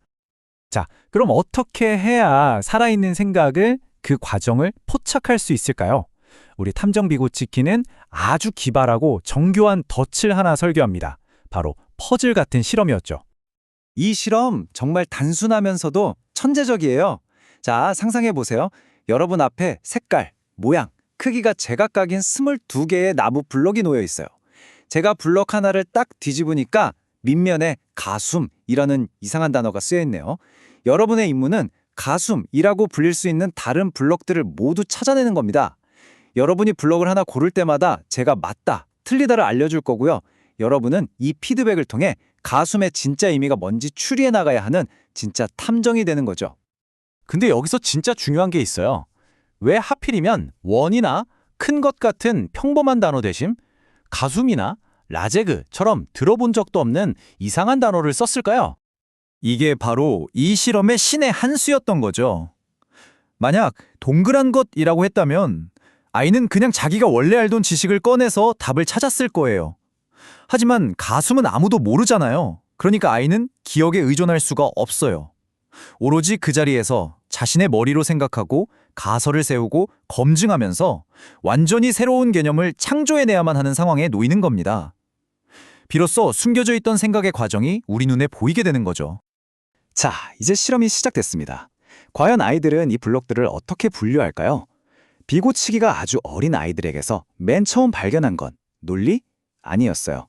훨씬 더 원초적인 무언가였죠. 비고치기는 이 첫 단계를 융합적 더미라고 이름 붙였어요. 말이 좀 어렵죠? 그냥 뒤죽박죽 무더기라고 생각하시면 돼요. 객관적인 기준 같은 건 전혀 없고 그냥 그 순간 아이의 주관적인 느낌이나 우연에 따라 블록들이 한데 뭉쳐있는 상태를 말합니다. 이런 식이에요. 아이가 그냥 손에 잡히는 대로 파란 블럭을 짚고 그 옆에 키 큰 블럭이 있네? 그것도 짚고 저기 네모난 게 눈에 띄네? 그것도 집어서 한 무더기로 만드는 거죠. 왜 이걸 같이 뒀냐고 물어보면 아무런 논리적인 이유가 없어요. 그냥 우연의 산물인 거죠. 우리 탐정에게는 아직 아무런 패턴도 보이지 않는 혼란스러운 단서 뭉칠 뿐입니다. 그런데 어느 순간 변화가 생기기 시작합니다. 더 이상 그냥 마구잡이로 쌓는 게 아니에요. 뭔가 규칙이 보이기 시작하는 거죠. 비고스키는 이 혼돈의 더미와 어른들의 논리적인 개념 사이에 완전히 새로운 생각의 대륙이 존재한다는 걸 발견했습니다. 그는 이 새로운 대륙을 복합적 사고라고 불렀어요. 복합체라는 말에서 알 수 있듯이 이건 하나의 일관된 기준이 아니라 여러 가지 구체적이고 사실적인 관계들이 얽혀있는 생각의 방식이에요. 이제 아이는 더 이상 우연이 아니라 블록들 사이에 실제적인 연결고리를 찾아내기 시작한 겁니다. 비고츠키가 여기서 정말 기가 막힌 비유를 드는데요. 아이들의 복합적 사고는 마치 가족의 성으로 생각하는 것과 같다는 거예요. 이게 무슨 뜻인지 한번 자세히 들여다보죠. 자, 가구라는 개념을 한번 생각해 볼까요? 의자, 책상, 침대. 이걸 묶는 기준은 집안에서 쓰는 물건이라는 단 하나의 추상적이고 논리적인 규칙이죠. 아주 깔끔해요. 그런데 김씨네 가족은 어때요? 아빠, 엄마, 아들, 딸도 있지만 옆집 사는 삼촌, 사촌의 친구, 할머니의 이웃까지 온갖 다양하고 구체적인 관계들로 얽혀 있잖아요. 이게 바로 복합적 사고입니다. 비고치키는 이 사고의 가족에도 몇 가지 유형이 있다는 걸 발견했어요. 우리 탐정 비고치키가 보니까 이 가족 안에도 몇 가지 뚜렷한 패턴이 있더란 말이죠. 아이들의 생각이 그냥 마구잡이는 아니지만 아직 어른들의 논리와는 다른 독특한 규칙을 따르고 있었던 거예요. 그는 이 규칙들을 총 5가지 유형으로 분류했습니다. 이제 하나씩 자세히 뜯어보겠습니다. 첫 번째는 연합 복합체입니다. 이건 뭐냐면 딱 중심이 되는 블록, 즉, 핵을 하나 정해놓고 걔랑 어떻게든 연관이 있다 싶으면 다 끌어모으는 방식이에요. 마치 가족의 가장 어르신을 중심으로 여러저런 친척들이 다 모이는 것과 비슷하죠. 예를 들어 볼게요. 아이가 큰 노란색 삼각형을 딱 집었어요.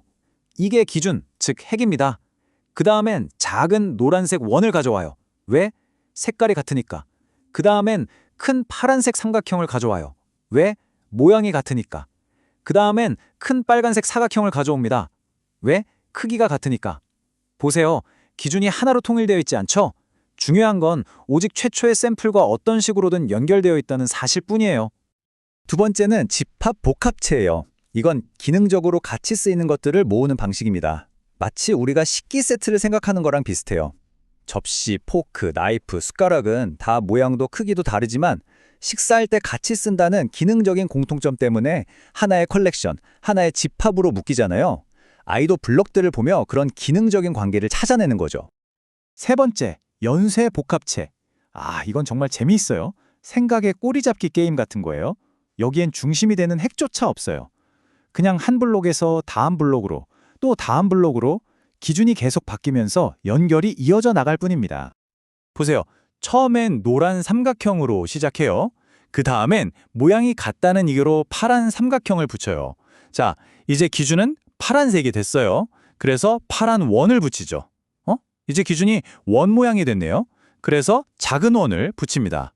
보세요. 맨 마지막에 온 작은 원이랑 맨 처음에 있던 노란 삼각형은 아무 상관이 없게 되죠.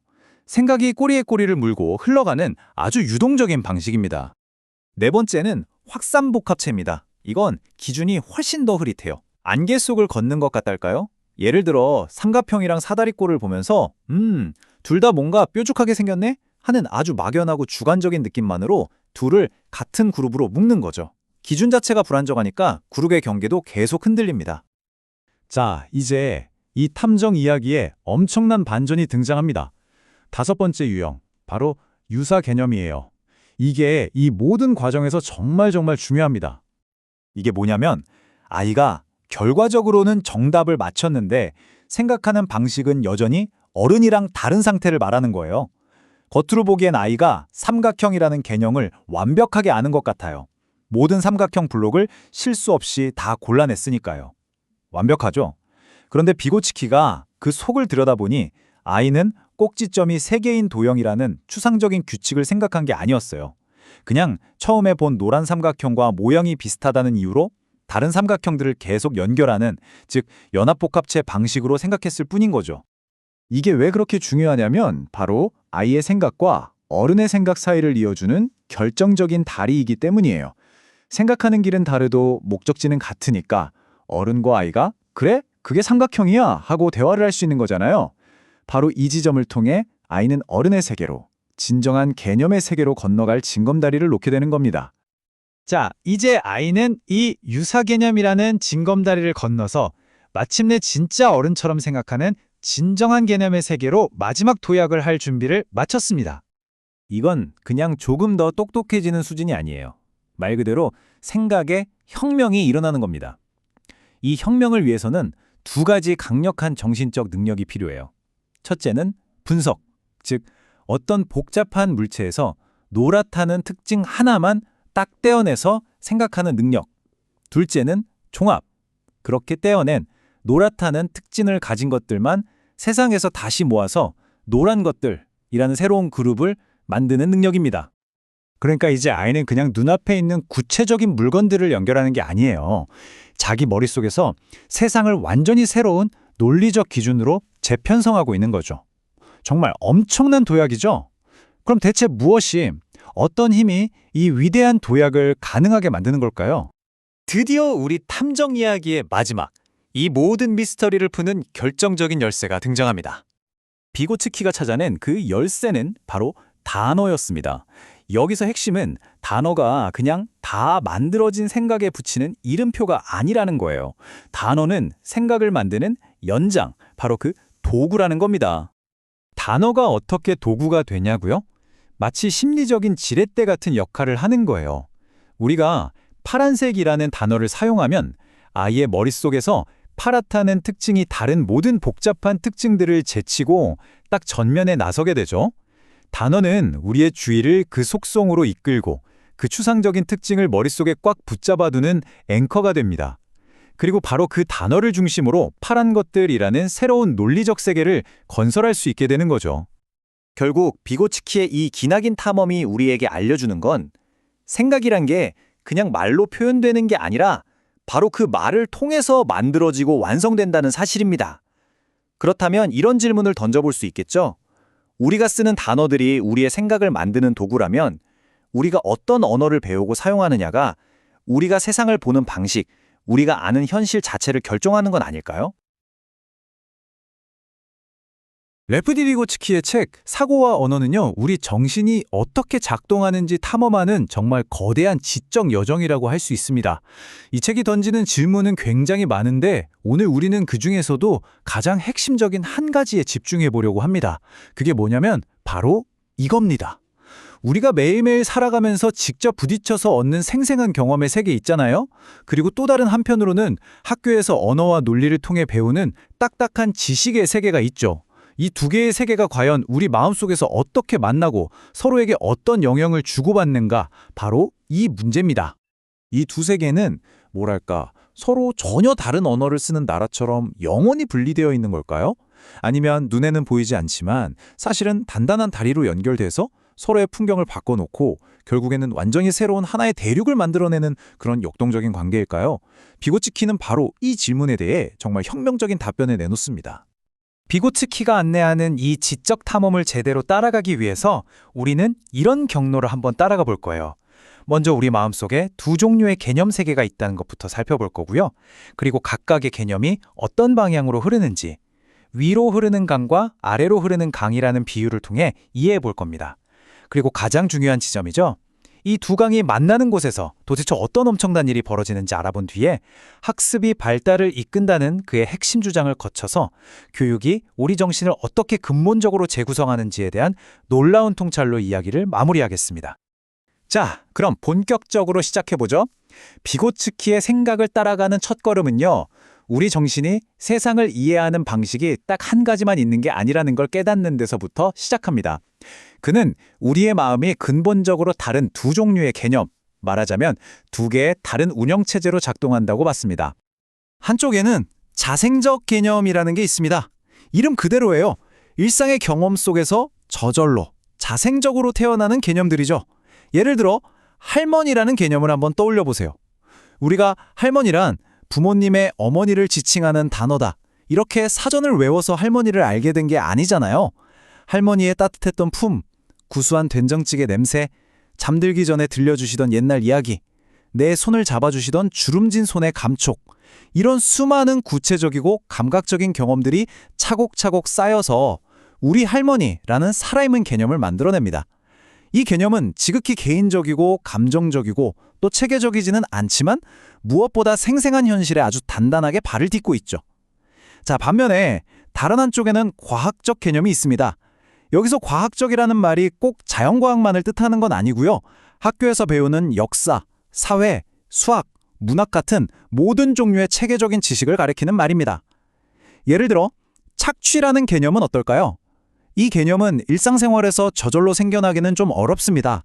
보통 역사나 사회 수업에서 생산수단을 소유한 자본가 계급이 노동자 계급의 잉여노동을 무상으로 가져가는 것이라는 명확한 정의를 통해 배우게 되죠. 그리고 이 개념은 생산수단, 계급 갈등, 잉여가치 같은 다른 개념들과의 논리적인 관계망 쪽에서만 그 의미가 분명해집니다. 굉장히 추상적이고 비개인적이지만 세상을 분석하는 강력한 틀을 제공해 주는 거죠. 그럼 먼저 이 자생적 개념이 어떻게 자라나는지 그 과정을 한번 따라가 보겠습니다. 비고츠키는 이 과정을 아주 멋진 비유로 설명했는데요. 마치 개인적인 경험이라는 아주 풍부한 토양에서 시작해서 구체적인 현실의 사물들을 하나하나 거치면서 서서히 위로 솟아오르는 강물 같다고 했습니다. 이 강이 발원지, 그러니까 시작점은요, 아주 구체적이고 만질 수 있고 이름을 부를 수 있는 단 하나의 존재입니다. 아이에게 형이라는 개념은 남자 형제라는 그런 일반적인 정의가 아니에요. 그건 바로 매일 나를 놀리기도 하고 같이 장난감을 조립하고 무서운 꿈을 꿨을 때 다독여주는 우리 형이라는 특정한 한 사람인 거죠. 그 형의 목소리, 특유의 걸음걸이, 좋아하는 음식, 같이 겪었던 수많은 일화들, 이런 것들이 전부 뒤섞여서 아이 마음속에 형이라는 개념의 원형을 만들어냅니다. 이 강물은 이제 다른 물줄기를 만나면서 조금씩 넓어지기 시작합니다. 아이는 유치원에 가서 친구의 형을 만나고 놀이터에서 옆집 형을 보게 되죠. 이 과정에서 아이가 머릿속으로 우리 형과 저 형의 공통점은 이렇게 의식적인 분석을 하는 게 절대 아닙니다. 그냥 무의식적으로 저 형도 우리 형처럼 키가 크네? 저 형은 우리 형이랑 다르게 안경을 썼구나. 이런 식으로 수많은 만남 속에서 공통점과 차이점을 몸으로 그냥 체득하는 거예요. 이런 경험들이 계속 쌓이면서 우리 형이라는 단 하나의 존재에 묶여있던 개념은 점차 나보다 나이가 많고 힘이 센 남자아이라는 식으로 조금 더 넓은 범주, 즉 일반화된 개념으로 나아갑니다. 하지만 이때의 일반화는 여전히 구체적인 경험들의 총합에 가깝다고 볼 수 있죠. 이처럼 아래로부터 위로 흐르는 자생적 개념의 가장 큰 힘은요, 바로 현실과의 생생한 연결성, 그 풍부함에 있습니다. 이 지식은 그냥 지식이 아니라 삶의 일부고 감정과 기억으로 다채롭게 색칠되어 있죠. 하지만 명백한 약점도 존재합니다. 첫째, 굉장히 비체계적이에요. 아이한테 형이 뭐야? 라고 설명해보라고 하면 구체적인 일화들을 늘어놓을 뿐이지 그 개념이 가진 속성들을 논리적으로 정해야 하지는 못합니다. 둘째, 무의식적입니다. 아이는 자기가 형이라는 개념을 어떻게 사용하고 있는지 스스로 잘 몰라요. 마지막으로 개인적인 경험이라는 울타리를 넘어서기가 어렵습니다. 만약 아이가 지금까지 만난 형들이 모두 친절했다면 아이의 형 개념에는 폭력적이거나 못된 형이 들어설 자리가 없게 되는 거죠. 자, 이렇게 경험에서부터 위로 자라나는 개념의 강이 있다면 유아는 완전히 정반대의 길을 걷는 또 하나의 강이 있습니다. 과학적 개념이라고 불리는 이 두 번째 강은요, 가장 높은 곳, 그러니까 추상적인 원리나 일반적인 법칙에서 시작해서 아래로 구체적인 현실을 향해서 흘러내립니다. 이 강의 발원지는 구체적인 사물이 아니에요. 언어로 표현된 공식적인 정의, 그리고 그걸 둘러싼 관계의 체계입니다. 학생이 역사 수업에서 계급 갈등이라는 말을 처음 접했다고 상상해보세요. 생산수단을 소유한 계급과 그렇지 못한 피지배 계급 사이에 사회적 경제적 대립이라는 아주 추상적인 정의를 듣고 그것이 역사 발전의 중요한 동력이라는 설명을 듣게 됩니다. 처음에는 이 개념이 손에 잡히지 않고 뜬구름처럼 느껴질 수도 있겠죠. 여기서 핵심은 그 경로가 일반적인 법칙에서 특정한 사례로 형한다는 겁니다. 학생은 먼저 계급 갈등이라는 거대한 개념적 체계를 배우죠. 그리고 나서 교사는 이 추상적인 개념을 구체적인 현실 세계에 적용하는 법을 가르쳐줍니다. 예를 들면 프랑스 혁명이라는 복잡하고 혼란스러운 사건을 그냥 사실들의 나열로만 보는 게 아니라 부르주아와 프롤레타리아의 계급 갈등이라는 분석의 렌즈를 통해 바라보게 하는 거죠. 이 개념적 틀, 이 렌즈가 있기 때문에 비로소 학생은 수많은 역사적 사실들 속에서 의미 있는 패턴을 발견하고 사건의 본질을 꿰뚫어 볼 수 있게 되는 겁니다. 이런 과학적 개념은 우리 정신에 정말 강력한 지적 도구를 제공합니다. 체계적이고 논리적이기 때문에 우리는 이 개념들을 의식적으로 사용해서 현상을 분석하고 예측하고 설명할 수 있게 되죠. 하지만 이 아래로 흐르는 강물 역시 치명적인 위험을 안고 있습니다. 만약 이 강이 구체적인 경험의 땅에 닿지 못하고 그냥 공중에서 맴돌기만 한다면 그건 비거치키가 언어주의라고 불렀던 아주 위험한 상태에 빠지게 됩니다. 이건 아이가 계급 갈등이라는 말을 앵무새처럼 유창하게 반복하면서도 그것이 실제 사람들의 굶주림, 분노, 투쟁 같은 피와 땀으로 얼룩진 삶의 문제라는 것을 전혀 느끼지 못하는 상태를 말해요. 즉, 의미는 다 날아가고 껍데기만 남은 공허한 지식이 되어버리는 거죠. 자, 이제 비고츠키 이론의 가장 흥미진진하고 중요한 지점에 도달했습니다. 그는 이 두 강이 그냥 각자 자기 길만 가는 고립된 채로 흐르는 게 아니라고 말합니다. 결정적인 순간에 이 두 강은 만나서 서로의 물줄기를 섞고 그 과정에서 서로를 근본적으로 그리고 영원히 변화시킨다는 겁니다. 이 화면이 그 공생 관계를 아주 명확하게 보여주는데요. 위에서 아래로 흐르는 과학적 개념은 아래에서 위로 흐르는 자생적 개념에게 구조와 체계라는 선물을 줍니다. 그리고 가장 중요한 의식성을 부여하죠. 예를 들어 볼게요. 한 아이가 동생이랑 장난감을 두고 다투면서 불공평하다는 막연하고 감정적인 자생적 개념을 가지고 있다고 해봅시다. 이 아이가 자라서 학교에서 소유권, 권리, 분배정의 같은 과학적 개념을 배우게 되면요. 자신의 그 막연했던 감정을 더 이상 그냥 억울함으로만 느끼는 게 아니에요. 이 장난감에 대한 나의 소유권이 침해되었고 이건 분배정의의 원칙에 어긋나라고 의식적이고 논리적으로 분석하고 주장할 수 있게 됩니다. 자생적 개념이 과학적 개념 덕분에 한 단계 높은 차원으로 격상된 거죠. 반대로 자생적 개념은 과학적 개념에 살과 피를 붙여줍니다. 분배정의라는 차갑고 추상적인 개념은 어릴 때 동생이랑 장난감 두고 싸웠던 그 생생한 불공평함의 기억과 만났을 때 비로소 공허한 말장난을 넘어서 살아있는 의미와 현실성을 얻게 되는 겁니다. 비고치키는 바로 이 지점을 강조합니다. 과학적 개념의 힘은 세상을 체계적으로 볼 수 있게 해주는 논리적인 구조, 즉 뼈대에 있고 자생적 개념의 힘은 그 어떤 논리로도 대체할 수 없는 생생하고 풍부한 경험적 내용, 즉 살과 피에 있다는 겁니다. 어느 한쪽만으로는 불완전하죠. 진정으로 성숙하고 깊이 있는 이해는 이 두 가정이 서로 만나고 서로에게 스며들고 서로를 풍요롭게 할 때만 탄생합니다. 둘은 서로를 완성시키는 운명적인 파트너 같은 관계인 셈입니다. 그렇다면 이 위대한 만남은 정확히 언제 그리고 어떻게 일어나는 걸까요? 이 질문에 답하기 위해 비고츠키는 당시의 교육 심리학을 완전히 뒤흔드는 혁명적인 개념을 제시합니다. 바로 학습과 정신 발달의 관계를 완전히 새롭게 정의하는 거죠. 그가 내놓은 개념이 바로 그 유명한 근접 발달 영역, 줄여서 ZPD입니다. 이곳은 교육이라는 씨앗이 뿌려졌을 때 가장 찬란한 꽃을 피울 수 있는 비옥한 땅과 같은 곳이에요. ZPD란 아이가 현재 혼자서 할 수 있는 수준과 누군가의 도움을 받으면 해낼 수 있는 수준, 그 사이의 잠재적인 공간을 의미합니다. 예를 들어 한 아이가 혼자서는 50조각짜리 퍼즐만 맞출 수 있다고 해볼게요. 그런데 아빠가 옆에서 이쪽 모서리부터 한번 맞춰볼까? 하고 살짝 힌트를 주니까 100조각짜리 퍼즐을 완성할 수 있게 됐어요. 이 50조각과 100조각 사이의 간극, 바로 그곳이 아이의 근접 발달 영역, 즉 ZPD입니다. 이 ZPD 개념이 왜 그렇게 혁명적일까요? 당시의 지배적인 관점은 발달이 학습을 결정한다는 거였어요. 다시 말해 아이의 뇌가 일정 수준까지 자연적으로 성숙해야만 비로소 특정 내용을 가르칠 수 있다는 생각이었죠. 교육은 이미 도착해 있는 발달이라는 기차의 뒤를 그냥 따라가는 수동적인 역할에 머물렀습니다. 하지만 비고치키는 이 관계를 180도 뒤집어 버립니다. 학습이 발달을 이끈다고 주장한 거죠.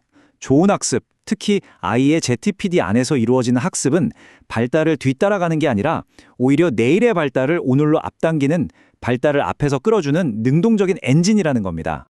따라서 핵심은 이겁니다. 좋은 가르침, 특히 과학적 개념을 가르치는 것은 아이의 정신이 새로운 높이에 도달할 수 있도록 일종의 발판, 즉 비계, 스캐폴딩을 놓아주는 행위라는 거죠. 아이가 혼자서는 정리할 수 없었던 그 막연하고 혼란스러운 자생적 경험의 세계에 교사가 계급 갈등이나 분배정의 같은 체계적인 과학적 개념이라는 발판을 놓아주면 아이는 그 발판을 딛고 올라서서 자신의 경험 세계를 한 단계 더 높은 차원에서 내려다보고 이해하고 정리할 수 있게 되는 겁니다.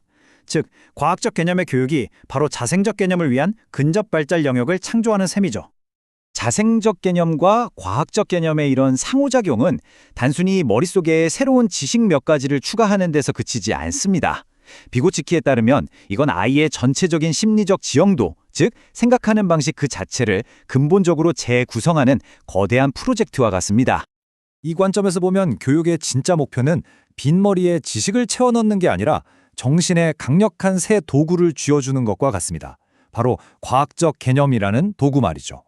이 도구들이 정신의 손에 쥐어지면 이전에 맨손으로밖에 다룰 수 없었던 거칠고 정리되지 않은 경험의 재료들, 즉 자생적 개념들을 체계적으로 자르고 다듬고 조립해서 아주 정교한 사고의 건축물을 지을 수 있게 됩니다.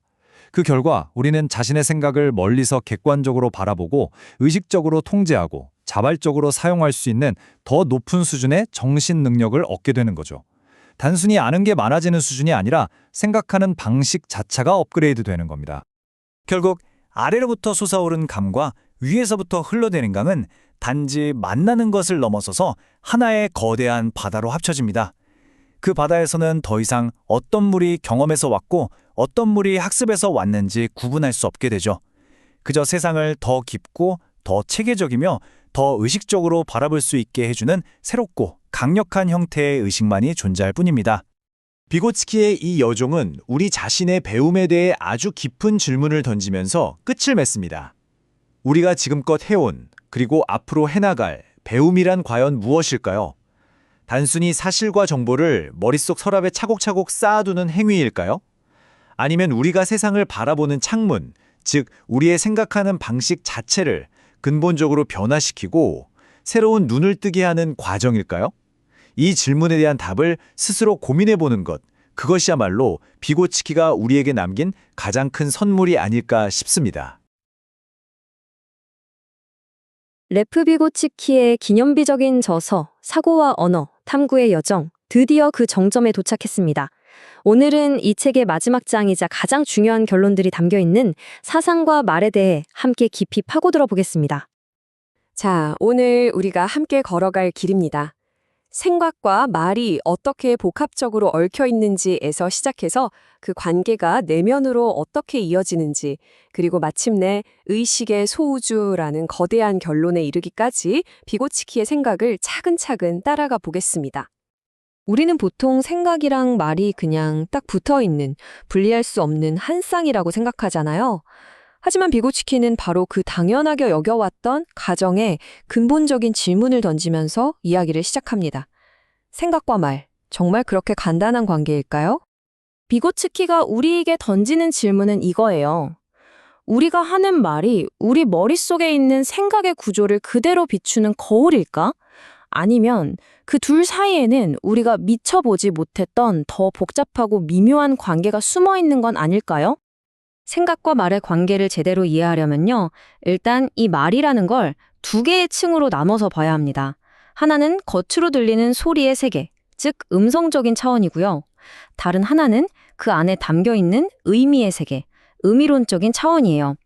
중요한 건 이 두 개의 층이 각자 고유한 규칙을 가지고 심지어 서로 다른 방향으로 움직인다는 겁니다.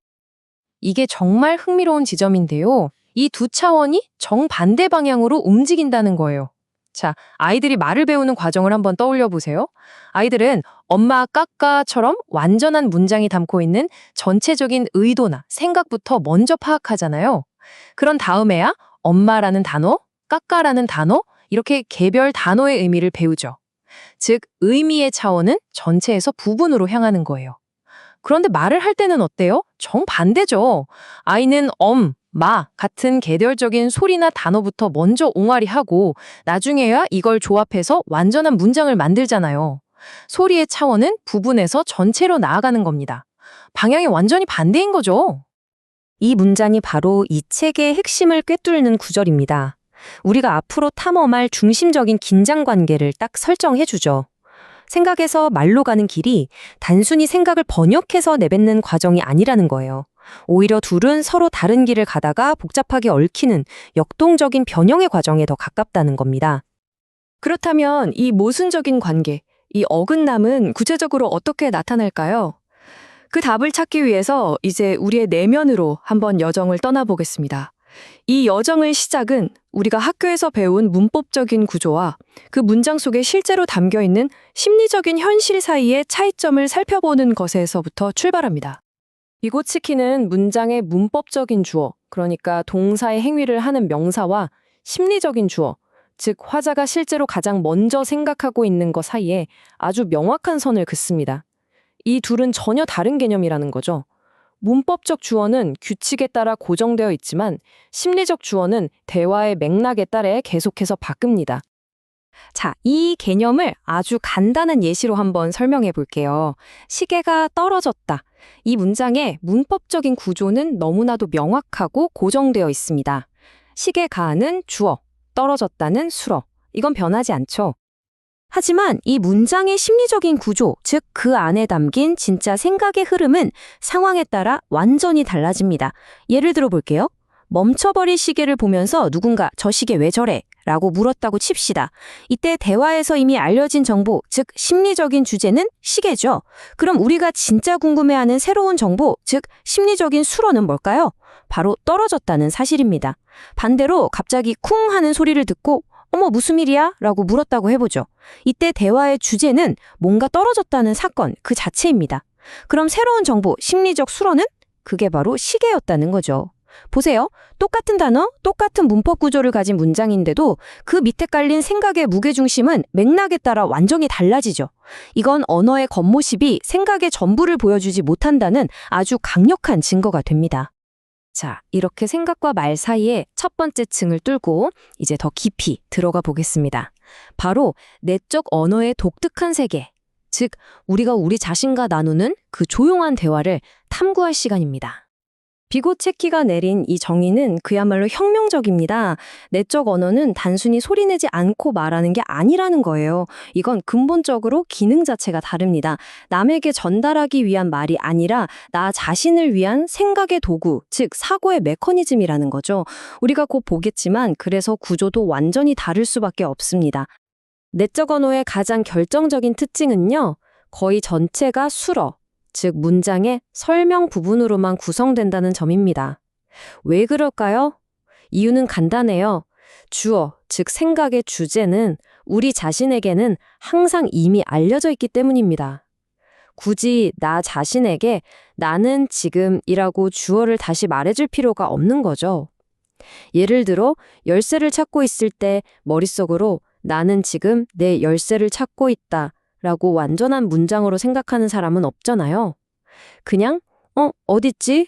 혹은 가방 속인가? 처럼 핵심적인 내용만 툭툭 떠올릴 뿐이죠. 이게 바로 내적 언어의 극단적인 수로성입니다.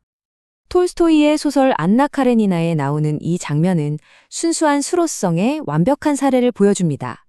소설 속에서 키티와 레비는 단어의 첫 글자만으로 아주 복잡하고 감정적인 대화를 나누거든요.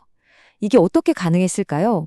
바로 두 사람 사이의 생각의 주제가 이미 완벽하게 공유되고 있었기 때문입니다. 그래서 새로운 정보, 즉 수로에 해당하는 내용만 전달해도 충분히 의사소통이 가능했던 거죠. 우리의 내적 언어가 바로 이런 식으로 얼마나 압축적이고 효율적으로 작동하는지를 보여주는 탁월한 문학적 예시라고 할 수 있겠습니다. 자, 내적 언어의 구조가 외적 언어와는 완전히 다르다는 걸 알았습니다. 그렇다면 그 안에 담긴 의미는 어떨까요?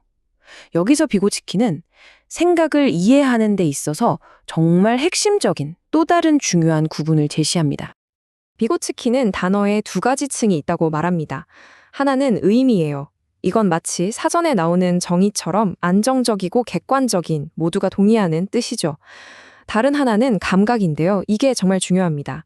감각은 한 단어가 어떤 개인에게 불러일으키는 모든 주관적이고 맥락적인 연상의 총합체, 마치 거대한 구름과 같아요. 예를 들어 집이라는 단어의 의미는 사람이 사는 건물이지만 그 감각은 누군가에게는 따뜻한 저녁 식사, 가족의 웃음소리 같은 포근함일 수 있고 다른 누군가에게는 외로움이나 힘든 기억일 수도 있죠. 이 감각은 훨씬 더 넓고 개인적이고 유동적인 개념입니다. 자, 그럼 내적 언어에서는 어떨까요? 당연히 안정적이고 공적인 의미보다는 개인적이고 풍부한 감각이 훨씬 더 중요하겠죠. 내적 언어는 나 자신을 위한 거니까요. 우리는 굳이 안정적인 의미에 얽매일 필요가 없어요. 우리의 생각은 개인적인 감각이라는 아주 유동적이고 연상적인 영역에서 자유롭게 작동합니다. 도스토옙스키의 이 이야기는 비록 좀 거칠지만 감각이 의미를 완전히 압도해버리는 강력한 예시입니다. 그 욕설 자체의 사전적인 의미는 아주 기본적인 것 하나뿐이겠지만 그들의 대화 속에서는 억양, 표정, 상황에 따라서 그 단어의 감각이 거의 무한대에 가깝게 확장된 거죠. 긍정, 부정, 질문, 분노 등 모든 것을 그 단어 하나로 표현할 수 있었던 겁니다. 이러한 특징들 때문에 내적 언어의 의미는 굉장히 개인적이고 응축된 형태를 띠게 됩니다. 마치 우리 자신만의 생각을 위한 개인적인 언어나 속기록 같다고 할 수 있죠. 특히 교착이라는 특징은 우리가 머릿속에서 시원섭섭하다처럼 여러 감정이 뒤섞인 복잡한 개념을 하나의 덩어리로 생각하는 것과 비슷해요.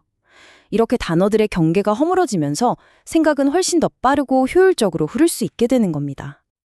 자, 이제 흩어져 있던 조각들을 다시 한번 맞춰볼 시간입니다. 우리는 지금까지 생각과 말 사이에 얼마나 복잡한 층들이 존재하는지 살펴보았어요. 그럼 이제 하나의 생각이 어떻게 이 모든 과정을 거쳐서 완전한 말로 탄생하는지 그 전체 경로를 추적해 보겠습니다. 비고츠키가 제시하는 사상에서 말로 가는 길은 단순한 일직선 도로가 결코 아닙니다. 이건 여러 층을 거치면서 끊임없이 형태를 바꾸는 변형의 과정이죠. 모든 것은 말하고 싶은 동기, 즉 감정적인 불꽃에서 시작됩니다. 이 동기가 아직 언어화되지 않은 막연한 사상을 낳고요. 이 사상이 압축적인 내적 언어의 단계를 통과하면서 다듬어집니다. 그리고 마침내 다른 사람이 알아들을 수 있는 명료한 외적 언어로 탄생하는 거죠. 마치 애벌레가 나비가 되는 것 같은 완전한 변태 과정이라고 할 수 있습니다. 그리고 이것이 바로 비고치키 주장의 궁극적인 종합입니다. 정말 유명한 문장이죠. 말은 단순히 이미 완성된 생각에 옷을 입히는 포장지가 아니라는 거예요. 오히려 생각을 말로 옮기는 그 행위 자체가 그 막연했던 생각에 최종적인 구조와 완성을 부여하는 창조적인 과정이라는 뜻입니다. 말은 생각의 도구일 뿐만 아니라 생각의 완성인 셈이죠. 이제 우리는 비고츠키가 말의 중요성에 대해 내린 가장 심오하고 장엄한 진술로 이 긴 여정을 마무리하려고 합니다. 그는 말을 단순한 의사소통의 도구에서 훨씬 더 근본적인 거의 우주적인 차원으로 격상시킵니다. 바로 이 강력한 비유입니다. 소우주. 단 하나의 단어 안에 소리와 의미, 개인적인 감각과 객관적인 지시 대상이 하나로 통일되어 있는 것처럼 그 안에 인간 의식 자체의 모든 근본적인 속성이 담겨 있다고 주장하는 겁니다. 그래서 말을 제대로 이해하는 것이 곧 인간의 마음, 즉 의식을 이해하는 길이라는 것이죠. 이 놀라운 분석은 우리에게 마지막으로 이런 도발적인 질문을 남깁니다. 만약 말이 정말 우리 의식을 비추는 거울이라면 우리가 평소에 하는 말들, 그리고 그 말을 하기까지 우리 머릿속에서 벌어지는 그 수많은 생각의 투쟁과 변형 과정들은 우리 자신에 대해 진정으로 무엇을 드러내고 있는 걸까요? 우리가 하는 말 한마디 한마디에 좀 더 주의를 기울이는 것만으로도 어쩌면 우리 자신의 의식의 본질을 들여다볼 수 있는 가장 깊은 통찰을 얻게 될지도 모릅니다. 여러분, 머릿속에 떠도는 그 막연한 생각들, 그게 대체 어떻게 명료한 말이 되어서 입 밖으로 나오는 걸까요? 또 반대로 우리가 매일 쓰는 이 단어들은 우리의 생각을 어떻게 빚어내고 있을까요? 이 근본적인 질문에 답하면서 심리학의 역사를 바꾼 책이 있습니다. 바로 레프 위고츠키의 사고와 언어인데요. 오늘 이 위대한 탐구의 마지막 장을 함께 파헤쳐 보겠습니다. 흔히들 생각과 말의 관계를 생각이 먼저 있고 말은 그저 생각을 담는 그릇이나 옷 같은 거라고 생각하기 쉽죠. 하지만 비고치키는 그게 아니라고 말합니다. 그는 이 둘이 서로에게 영향을 주고 서로를 변형시키고 함께 성장하는 아주 복잡하고 역동적인 춤을 춘다고 봤어요. 자, 이번 시간에는 비고치키와 함께 그 춤의 비밀스러운 스텝을 하나하나 따라가 보도록 하죠. 비고츠키가 안내하는 길을 따라서 우리는 말이 어떻게 발달하는지부터 시작해서 점차 우리 내면으로 깊이 들어가 최종적으로는 의식 그 자체의 본질에 도달하는 여정을 떠나게 될 겁니다.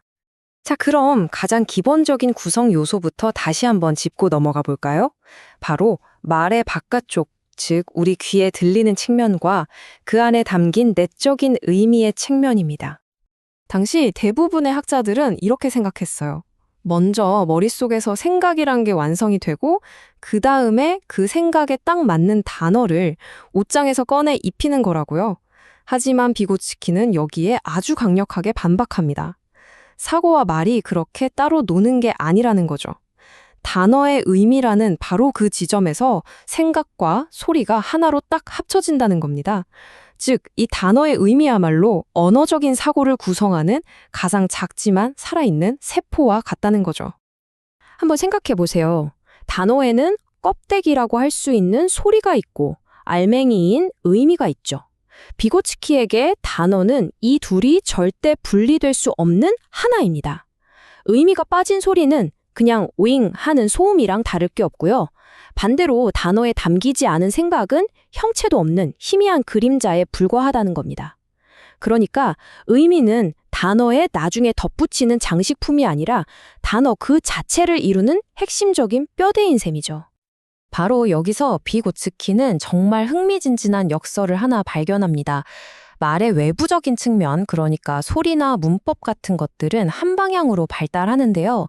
신기하게도 그 내부적인 측면인 의미는 정반대 방향으로 발달한다는 거예요. 마치 두 개의 강이 서로 다른 곳에서 출발해서 한 지점에서 만나는 것처럼 말이죠. 이게 무슨 말이냐면요. 겉으로 드러나는 아이의 말을 한번 보세요. 아이는 보통 엄마, 까까 같은 한 단어에서 시작하죠. 그러다 엄마, 까까 이렇게 두 단어를 붙이고 마침내 엄마, 깎아 주세요 라는 완전한 문장으로 나아가잖아요. 마치 벽돌을 하나하나 쌓아서 집 전체를 짓는 것처럼 부분에서 전체로 나아가는 것처럼 보입니다. 그런데 아이의 생각, 즉 의미의 세계에서는 완전히 반대 현상이 벌어져요. 아이가 우유! 라고 한 단어를 외칠 때 그 단어는 사실 엄마, 저 배고파요. 지금 당장 우유를 먹고 싶어요.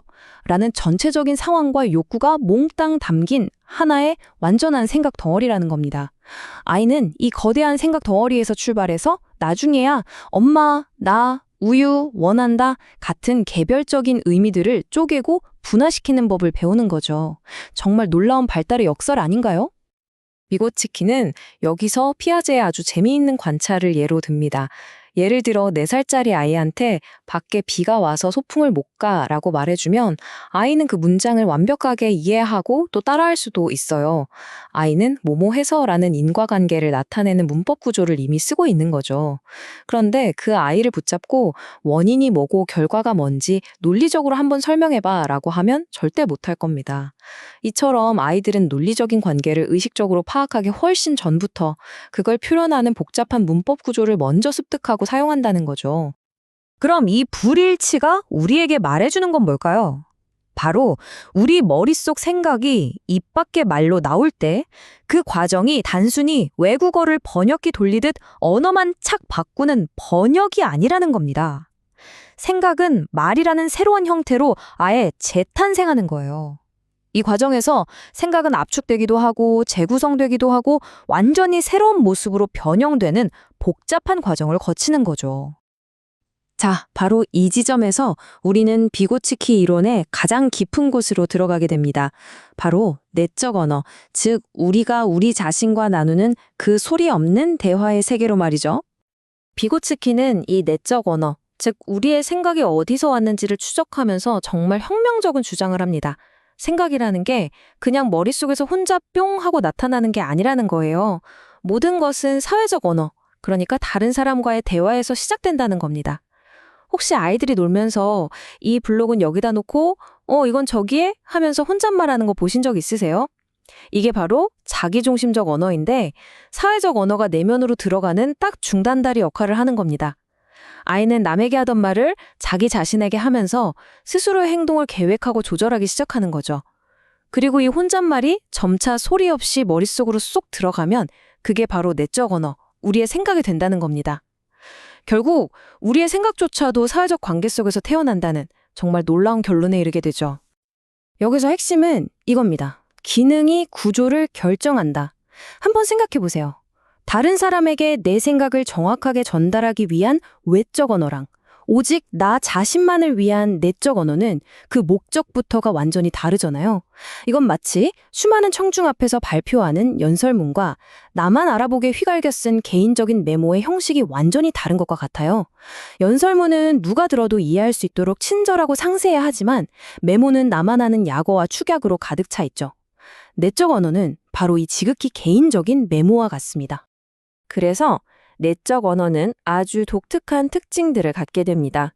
첫째, 수러 중심성. 내가 지금 무슨 생각을 하는지 그 주어는 항상 나로 정해져 있으니까 굳이 말할 필요가 없죠. 그래서 나는 집에 가고 싶다 대신 그냥 집에 가고 싶다라고 생각하는 겁니다. 주어가 과감하게 생략돼요.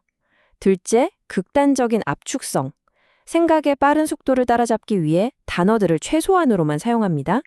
셋째, 사전적인 의미보다는 지극히 개인적인 의미소가 지배적입니다. 이 의미소에 대해서는 잠시 후에 더 자세히 알아볼게요. 바로 이런 특징들 때문에 내적 언어는 남과 소통하는 데는 젬병이지만 혼자 생각하는 도구로서는 최고의 효율을 자랑하는 거죠. 도스토옙스키의 소설에 나오는 한 장면이 이 내적 언어의 특징을 아주 기가 막히게 보여줍니다. 술에 잔뜩 취한 인부 6명이 모여서 대화를 하는데요. 놀랍게도 오직 한 가지 비속어 단어만을 사용합니다.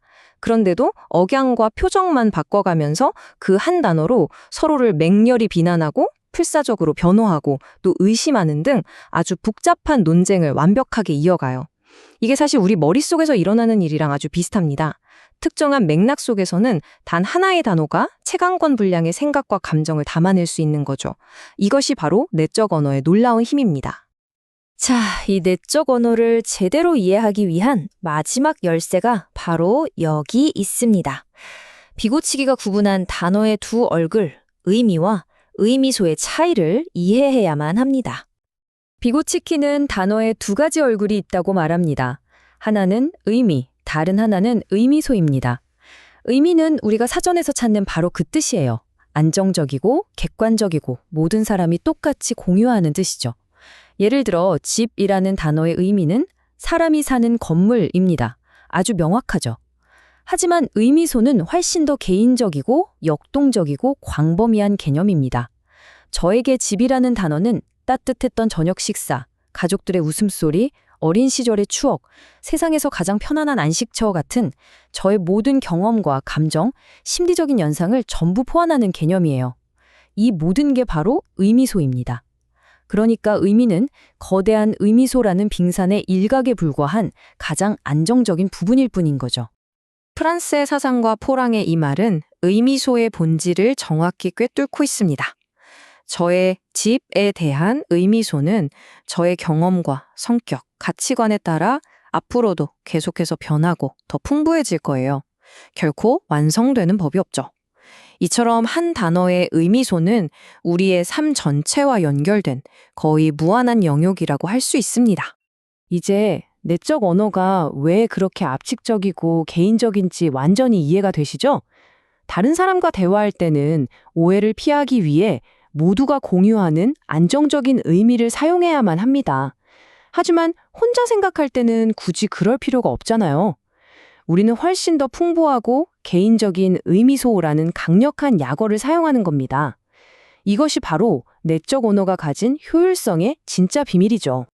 자, 드디어 우리는 비고치키 이론의 정상에 도달했습니다.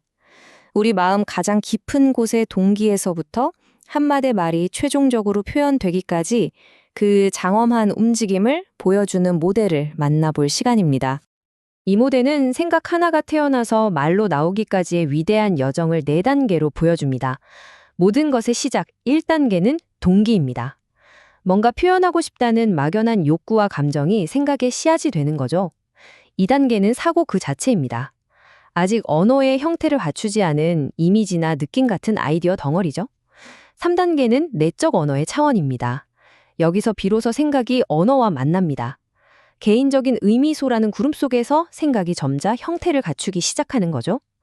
그리고 마지막 4단계는 외적 언어입니다. 2단계에서 생각은 비로소 다른 사람도 이해할 수 있도록 문법에 맞춰 안정적인 의미라는 옷을 입고 세상 밖으로 나오는 겁니다. 이처럼 생각은 각 단계를 거치면서 끊임없이 모습을 바꾸는 그야말로 변신의 귀재인 셈이죠. 이 강력한 문장이야말로 이 모든 과정의 본질을 담고 있습니다. 단어는 이미 완성된 생각에 그냥 입히는 옷이 아니라는 거예요. 오히려 단어라는 매체를 통과하면서 비로소 생각이 완성되고 생명을 얻고 존재하게 된다는 뜻입니다. 그리고 이 관계는 절대 일방통행이 아닙니다. 생각이 단어를 통해 현실이 되는 동시에 우리가 사용하는 단어와 언어 체계가 거꾸로 우리의 생각의 틀을 만들고 가능성을 열어주기도 때로는 제한하기도 합니다. 생각과 말은 서로를 낳고 지르는 때려야 뗄 수 없는 영원한 파트너인 셈입니다. 이제 결론으로 넘어가서 지금까지 살펴본 이 모든 복잡하고 역동적인 체계가 어떻게 가장 작은 단위인 의미 있는 단어 하나에 전부 담겨 있는지 확인해 보겠습니다. 그리고 이 모든 복잡한 과정이 놀랍게도 단 하나의 의미 있는 단어 안에 그대로 압축되어 있습니다. 이 단어 하나 안에는 소리와 의미의 상반된 발달 과정이 담겨 있고 사회적 언어에서 내적 언어로 이어진 기나긴 여정이 녹아 있으며 안정적인 의미와 무한한 의미소의 두 얼굴이 공존합니다. 동기와 사고, 내적 언어와 외적 언어라는 여러 차원을 통과한 최종 결과물이기도 하죠. 그렇기 때문에 비고츠키는 단어 하나가 인간의식의 모든 특성을 담고 있는 작은 우주, 즉 소우주라고 말한 것입니다. 작은 물방울 하나에 거대한 태양이 전부 비치는 것처럼 단어 하나에 우리가 지금까지 탐구해온 사고와 언어 사이의 그 모든 복잡하고 심오한 관계가 그대로 담겨 있는 겁니다. 단어는 바로 의식의 원자인 셈이죠. 결국 비고츠키의 미대한 연구는 우리에게 명쾌한 답만을 주는 데서 그치지 않습니다. 우리가 세상을 이해하고 구축하는 데 사용하는 바로 그 언어라는 도구가 역설적으로 우리 사고의 경계를 어떻게 형성하고 있는가. 이 깊고도 중요한 질문을 우리 각자에게 던져주고 있습니다.